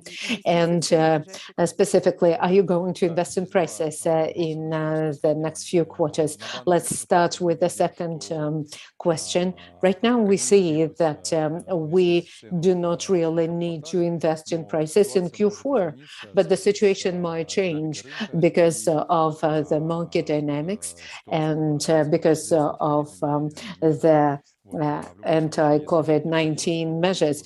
So if needs be, we'll be ready to respond. As to the pricing, and low prices are key for Pyaterochka CVP and to increase our attractiveness. So we do pay absolute attention to pricing and to maintain the long-term attractiveness of Pyaterochka. We're thinking a lot about different things. So, for example, the digital tools, which help us with defining the prices depending on the family budgets, competitive environment, as well as the location. And we do have it for many locations. We are following the KVI, the first price baskets. KVI are the most popular goods for our customers, and there we are on par with competition or a little bit below, because this is the key aspect of our attractiveness. And these things are the basis for the long-term development of the company and for maintaining the price perception. Thank you. Now, Vsevolod, the question is to you about the dividends. The 50 billion you mentioned, is it a base case scenario, or this could be more depending on the results for the year? If so, then by how much? And what should be the expectations for 2022? Right now, I would just repeat what I said before. And we do not rule out, depending on the results of 2021 and depending on the program for development and its aggressiveness level for the next year, will decide the maximum level of the dividends, making sure that the profitability is attractive for the investors. Right now, we cannot rule out this higher dividend payout scenario, but we cannot rule it out. We don't want to sound too promising. Another question is to Vladimir. It's about online businesses coming to the positive EBITDA. Can you speak more about the express delivery in the regions, as well as the prospects for high profitability of the business? Thank you. The digital businesses, we have covered them somewhat. Some of them are already in the positive EBITDA area. But as to the express delivery, first and foremost, when it comes to the regions, this is the business that definitely is promising for the regions, not necessarily with the cities above 1 million population, but in smaller ones as well. And right now, more than 50 towns and cities have express delivery, and we have a significant growth point apart from Moscow and St. Pete. For example, Kazan and Yekaterinburg are the growth points for us. As to the economics, and here we've got to understand the following: the express delivery as an integral part of the processes and CVP of our stores. And for our key stores, where we have a lot of express delivery, we see that the express delivery is positive for the economics. So that's what Igor said today. Our infrastructure, commercial terms, as well as the density of our network in the cities, as well as our additional work to create the dark stores where the stores are overloaded, we managed to achieve positive economics. In the next few years, we expect that most of our main express delivery businesses will be in the positive area. Long-term, the profitability for Vprok and express delivery, could you specify those? I'm talking express delivery, and this is what I already covered. As to Vprok, the online hypermarket, once again, building up on what I said before, we covered that a year ago, and we said that the big purchase that is not delivered within an hour, but the next day, it is only topical if the assortment is bigger. So it is about turning into a marketplace. And I have said several times that here we have somewhat adjusted our views.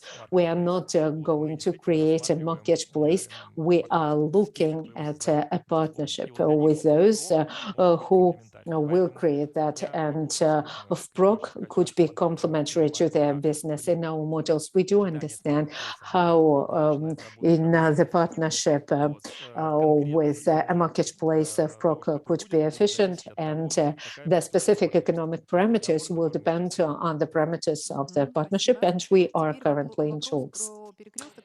As to Perekrestok, the question is to Vladislav. Some of our investors believe that the supermarket segment will not grow in the next few years. And in this context, the question is, how are we planning to build up our market share?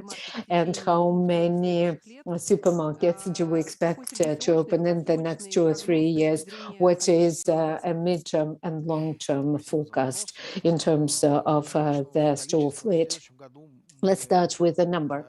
And next year, we expect to open 80 to 85 stores.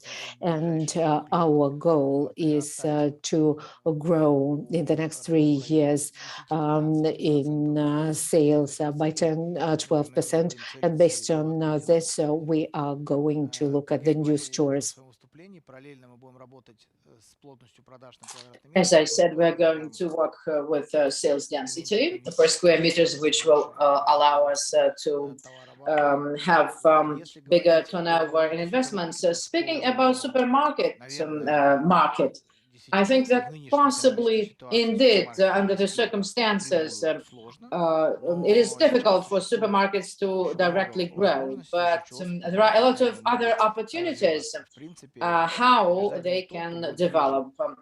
The one wins who will be closer to the customer, and those who are going to be more effective. And we can see an opportunity to grow at the expense of hypermarkets, because thus they can close the biggest part of requirements of clients. I mean, and some local players, maybe. Thank you. And to continue this topic with openings, Igor, I would like to address this question to you and possibly Ilya, because it's about Chizhik. Why do you plan to open up only 300 Chizhiks next year? Maybe you should accelerate the rollout or redistribute the investments from Pyaterochka and Perekrestok, because some of our investors think that the income, that the sales can be bigger. Two main elements. Thank you very much for the question. Two main elements to effectively roll out the hard discounter. First, as Ilya said, quite a big percentage of STM. That's the essence of the model. It should be 75% of STMs. Unless you have this amount, it makes no sense to roll out the discounter.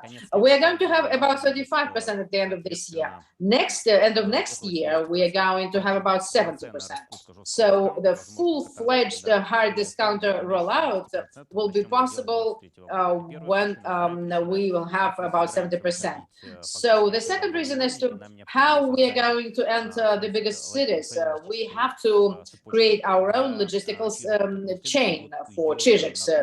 Next year will be spent to organize this logistical chain. So number one reason is STM, full-fledged STM creation, and also logistical chains. Thank you very much. Quite exhaustive answer.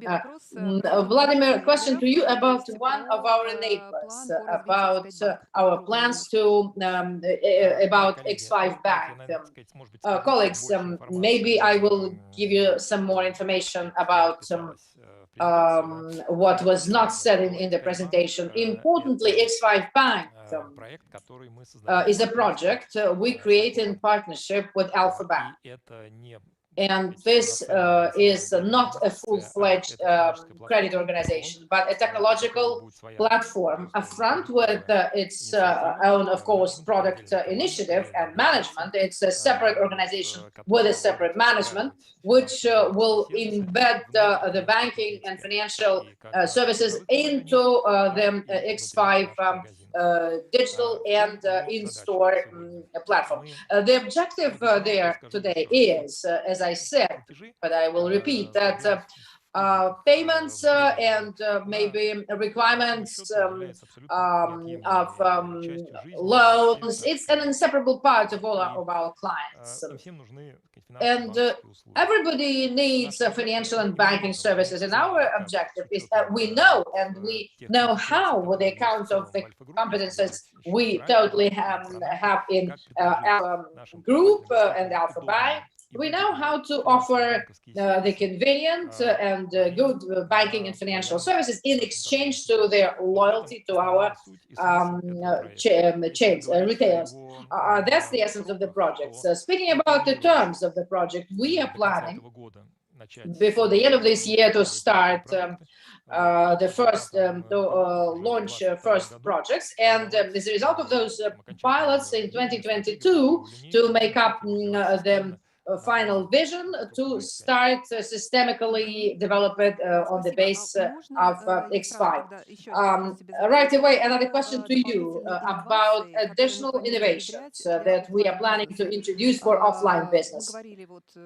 We already mentioned in our video about many innovations we have in our stores, but colleagues are interested in face payments, employee free stores, or anything else to be introduced. Colleagues, short answer is yes, because we are absolutely convinced in X5 that innovations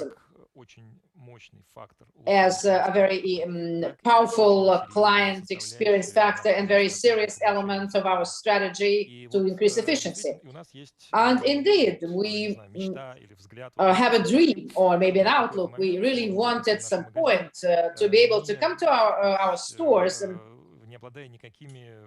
with without even your iPhone, just to take a product you need from the shelf and just pay, because we will recognize your face through our recognition system. We do have such projects already. We have a face recognition system and face payments, but so far it's in a very limited scale. We are going to roll out it, as well as we do believe in automation. Substantial cost item is, needless to say, is salaries.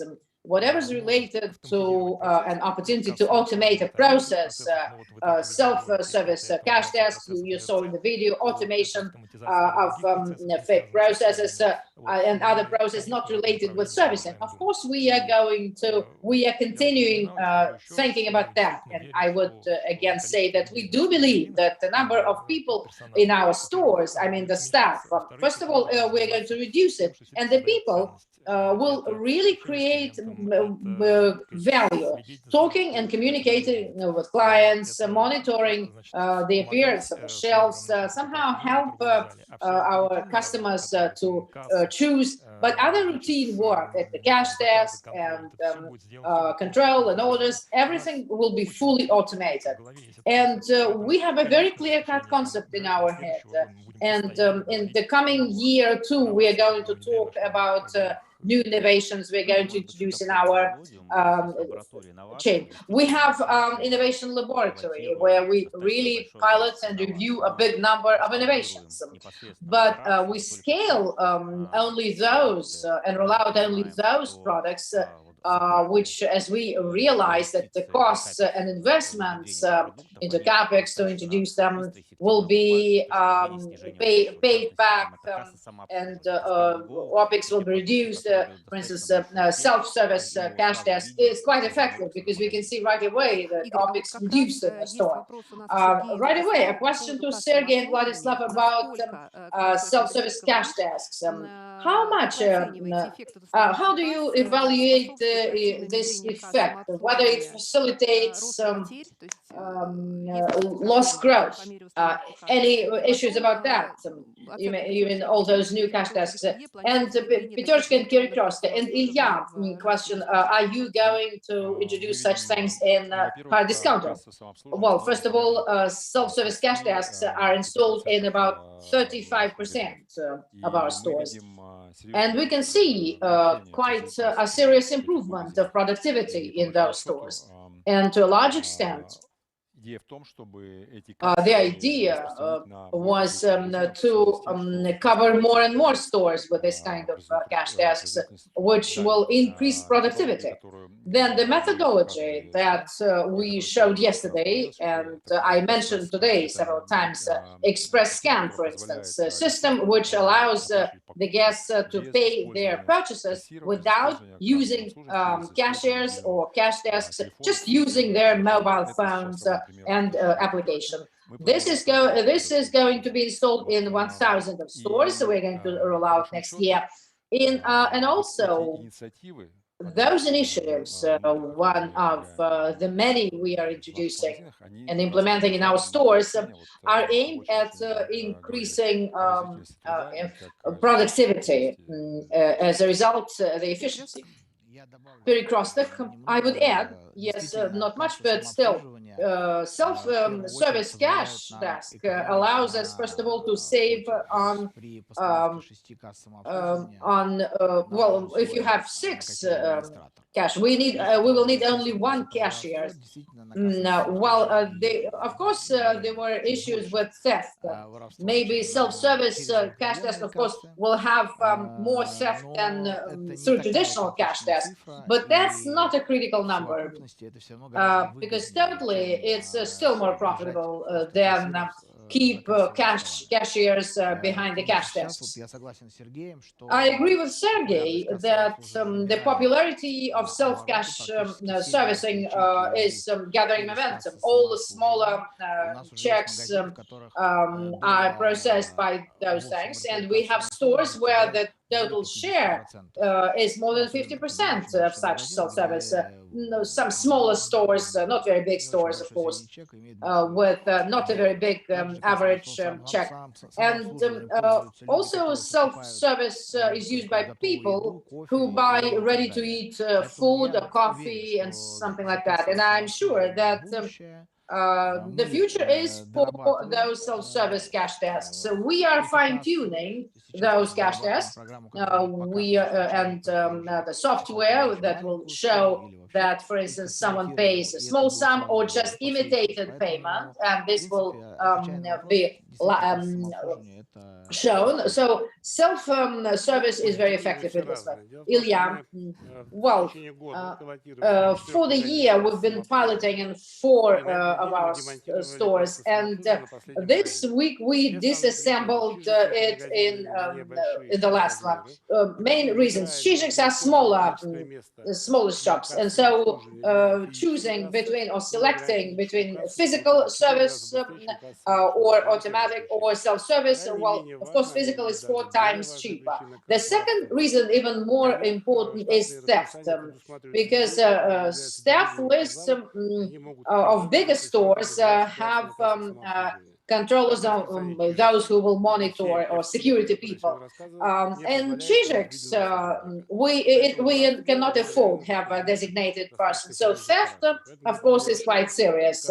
That's why our decision was to reject this idea. Well, very different, and the buyers are very different. That's our main competitive advantage. Vsevolod, the question to you now, quite a painful thing. You mentioned that in the market there's a deficit of staff or personnel, which is a factor of growing costs. Everybody says that because it's a general question, common issue. Do you think it can accelerate this problem, and how do you forecast? How will it impact our profitability and, of course, midterm? Look, if we, for instance, look at some macroeconomic categories, to answer your question, needless to say, increased inflation and inflation pressure in services and products in this or that way, of course, is reflected on the shelf. In higher payments and salaries also is then seen on the shelf. Plus minus, partially it will be balanced, but short-term prospects, what we saw this year, what we faced this year, it was ideal storm situation. High inflation, global high inflation, which came over to our market too, on the one hand, but on the other, difficulties of logistical chains and COVID and crisis with migrants, it did impact the inflation pressure and high salaries. But totally, as we said, we cope with this inflation. What helps us in that is that we, for some time already, been investing into the efficiency projects. It's not our first year. It's consistently several years running. We've created a culture of product creation and looking for supporting entrepreneurship spirit to initiate different things and to identify inefficiencies in our costs, physical activities, or networks or chains. And we are ready to support it. And as I said, those projects, there are about 500 of them in the pipeline, and many have been even implemented. Some are still underway and being added to the pipeline. And we are allocating quite a weighty part of our capex, about 15%, as I said, to support the efficiency projects. It's not for nothing. That's reflected in reducing pressure of inflation over costs. And of course, we cannot pay lower than the market. Our target levels in Moscow, for instance, logistically, we even pay a little bit higher than the market. But what we can do using the digitalization and efficiency of the process is to reduce the number of hours, to perform more tests than we did yesterday. That's our main target, to mitigate this pressure through efficiency projects and implementation, prioritization, and even be ahead of the inflation pressure, partially to use this competitive advantage to offer best prices to our clients, despite inflation pressure that all retailers feeling now. As for the staff costs, inflation pressure, yes, it's clear, but our audience wanted to discuss it with Vladislav and Sergei, efficiency of Perekrestok and Pyaterochka. Top 3 factors of higher initiative for Perekrestok and Pyaterochka for the nearest future. Speaking about Pyaterochka, well, we can split it into several key factors. Those are the growth of private label and imported goods growth, implementation of initiatives I mentioned already, to implement efficiency processes, and such processes which are further split into the matrix, cash desk works, working in the floor, or price tags, or transportation from the warehouse to the trading floor, working with automation, with the staff of the shop, and all those products like office management of resources. It's an automatic system. And speaking about the categories and factors, then increased efficiency of express deliveries, which where we have quite big plans to do. And also investing into higher efficiency of logistical processes and operations related to logistics. Those are the main factors. Well, Sergei has enumerated them all. So in Perekrestok, it's almost the same. Yes, we are going to work more efficiently with the assortment, which will allow us to improve the efficiency of working with the staff in the trading floors. And also we're going to implement a lot of new technological initiatives we already have developed or are being developed at the moment. We will improve, we think we will improve the indicators in logistics, thanks to improved efficiency inside regional centers, first of all. And a very important factor is working with private labels. As I said already, in my presentation, we are going to focus on high marginal products in medium and high price categories. And we launched the pricing project already, which allows us to work with marginality to improve the marginality, which will impact the efficiency. And I would like to add, Vladislav was right, saying, speaking about assortment. And I would like to say that for us, to a large extent, it's ever-lasting work to optimize what we're offering on our shelves. It's reducing the number of items, but not reducing the number of requirements satisfied. We can get over from ready packages when we, for instance, provide certain packages which reduce the labor costs for shelving, and we can see here a huge efficiency mechanism. Not a very fast process, but we expect quite a weighty result. Igor, thank you. Igor, question to you about our competitors and risks. Is expansion of our competitors of red and white, some discounters, are the risk for us? Do you think the risk for Chizhik, for instance? Well, I think that Russian market is very competitive, which is very good for customers and for the economy. All competitors are risks, of course, for us and challenges for us, which help us to be more attentive and looking more closely and adapt to what to the developments in the market, and to look at what our competitors are doing. Of course, those are challenges. Do we recognize those challenges, and do we have plans of risk mitigation? Because it's about Chizhik, of course. Every Chizhik we opened has tested a hypothesis of location, for instance, and or competitive environment. Before announcing the creation of this format, we tested the Chizhik against all types of competitors we have in the Russian market, hypermarkets, and our colleagues in hard discounters, and we now do know how we're going to behave and what results we will get. We feel very confident in this respect.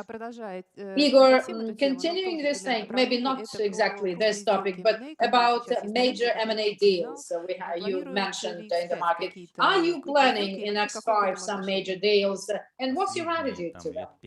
The recent 5 years, to a large extent, we were developing thanks to organic openings, and we think that organics provide twice as bigger return than M&A deals on investments. And if you look at our development in the recent years, I think it's about 85% we open organically, and only 15% we develop due to acquiring some smaller regional chains. And our strategy will stay the same. We are planning to more openings.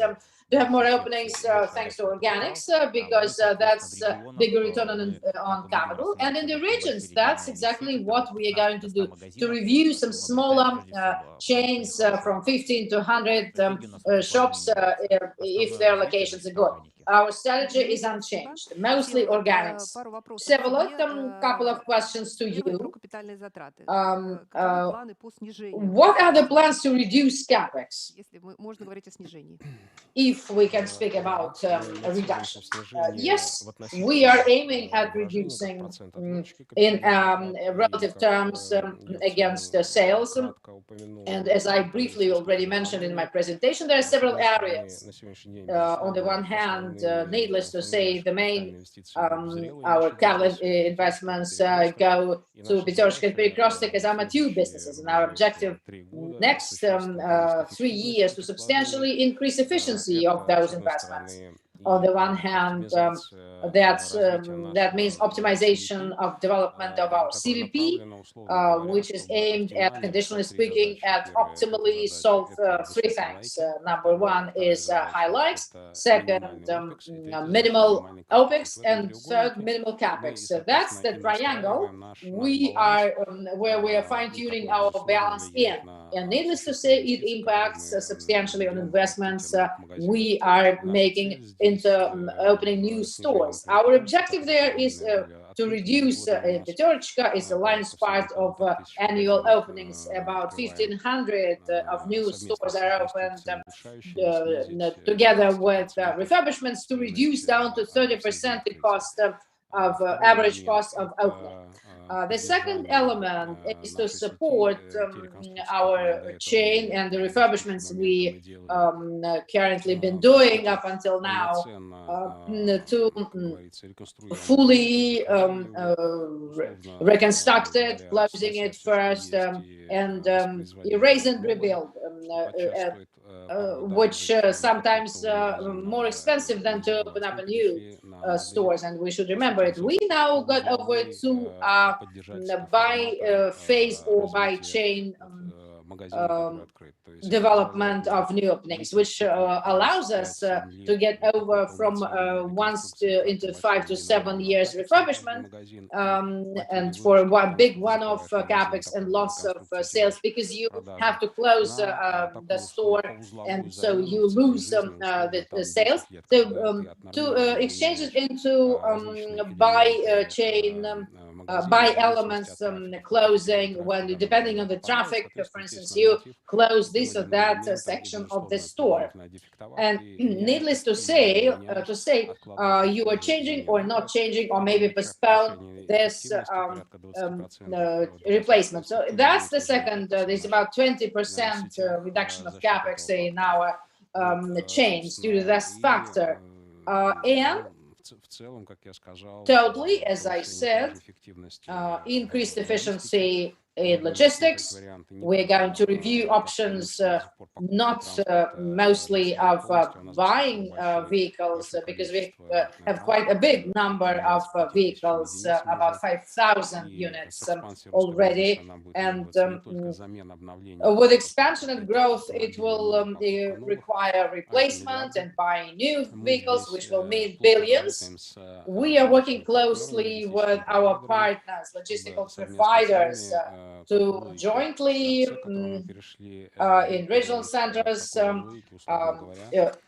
conditionally speaking, to contract longer term for them to buy vehicles to increase the fleet, which will reduce the capital intensity of investments. And these are the key examples of what can help which will lead to decreasing reduction of capex, from 4.7 to 4.4% of the revenue, even given the multi-billion if we get rid of this, then we are going to be lower than 4%. We are planning to go down significantly. The investments against sales. Thanks. Now about and now let's talk about the gross margin drivers. Do you see any additional drivers? And if you could speak about Q4, what is to be expected? We do not provide any guidance. Any specific outlooks. No.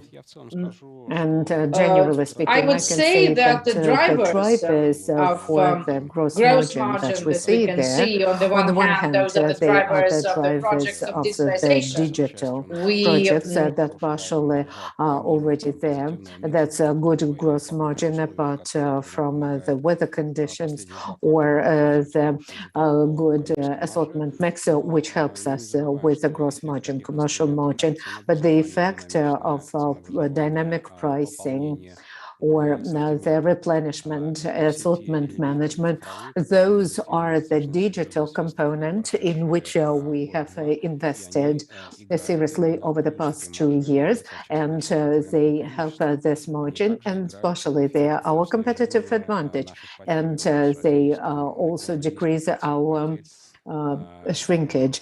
And our shrinkage, let me remind you, is quite low in our gross margin. We also see potential in decreasing the shrinkage through managing the assortment by using these tools. We also see additional opportunities from moving from mass promo to personalized promo using the big data tools, and they should enable us to provide personalized offers and let us invest less in mass promo, and it will become more and more visible. Moreover, private label, right now it's 20% of our portfolio, and apart from increasing the loyalty through unique private label products, most of the time private label products also provide us with higher margins. And when we are increasing private labels in our portfolio, right now it is around 400 billion in revenue, and this is just the private labels, direct imports. We believe there is also headspace to increase direct imports and to squeeze out the intermediaries, and by doing so improve the margins of the business, the logistics, and our digital projects for improving logistics, digital transformation, better density for loading the trucks and dispatching.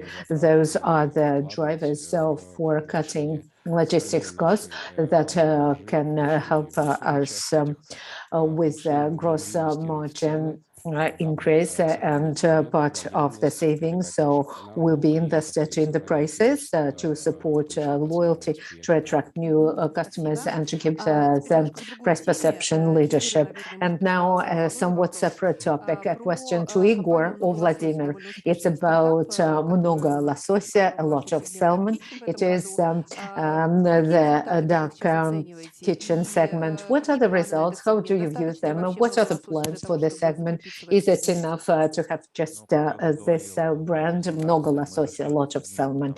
Like I said before, we entered the segment because we see a lot of growth potential, and kitchens show a lot of potential, a lot of growth. Although they are just 5%, they show the highest growth.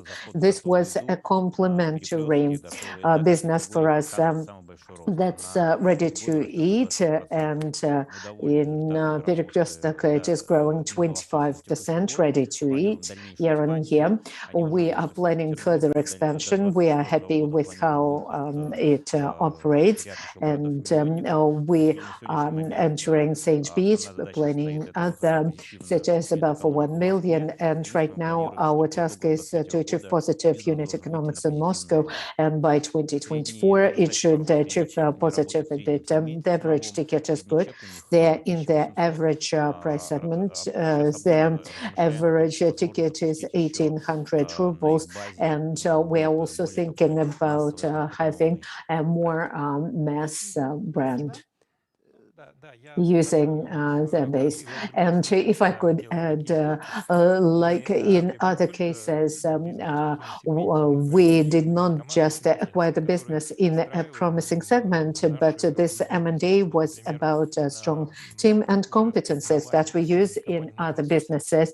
And with this company, много лосося, we opened the sushi points in Perekrestok, which have been there for a few months and are already popular.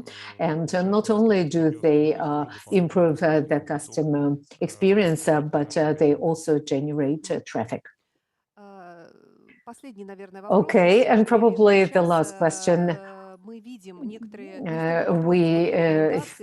see some recommendations or opinions during this Q&A session. We would like to take the questions, and probably the last question is to Vsevolod, our CFO. Will EBIT grow on the level of revenue at 12% per annum? Generally speaking, yes, I believe so. If we are looking at the next 3 years, those two correlate. On the one hand, we are improving the margins of the mature businesses from 7+ to 8+ in the next 3 years, and a big part of it, or a significant part of it, is reinvested. It's not. It is about diluting the EBITDA in Chizhik, and it will be 10% of our revenue in the next 3 years. But the EBITDA margin will remain more or less the same. So that's fair to say if we're speaking about the 12% growth in revenue. And on this optimistic note, I would like to thank all the speakers. It was really interesting. I want to thank everyone who was with us today, to say hi to everyone who is going to watch the recording later. We hope that it was highly useful and interesting. Stay with us, stay in touch. Thank you.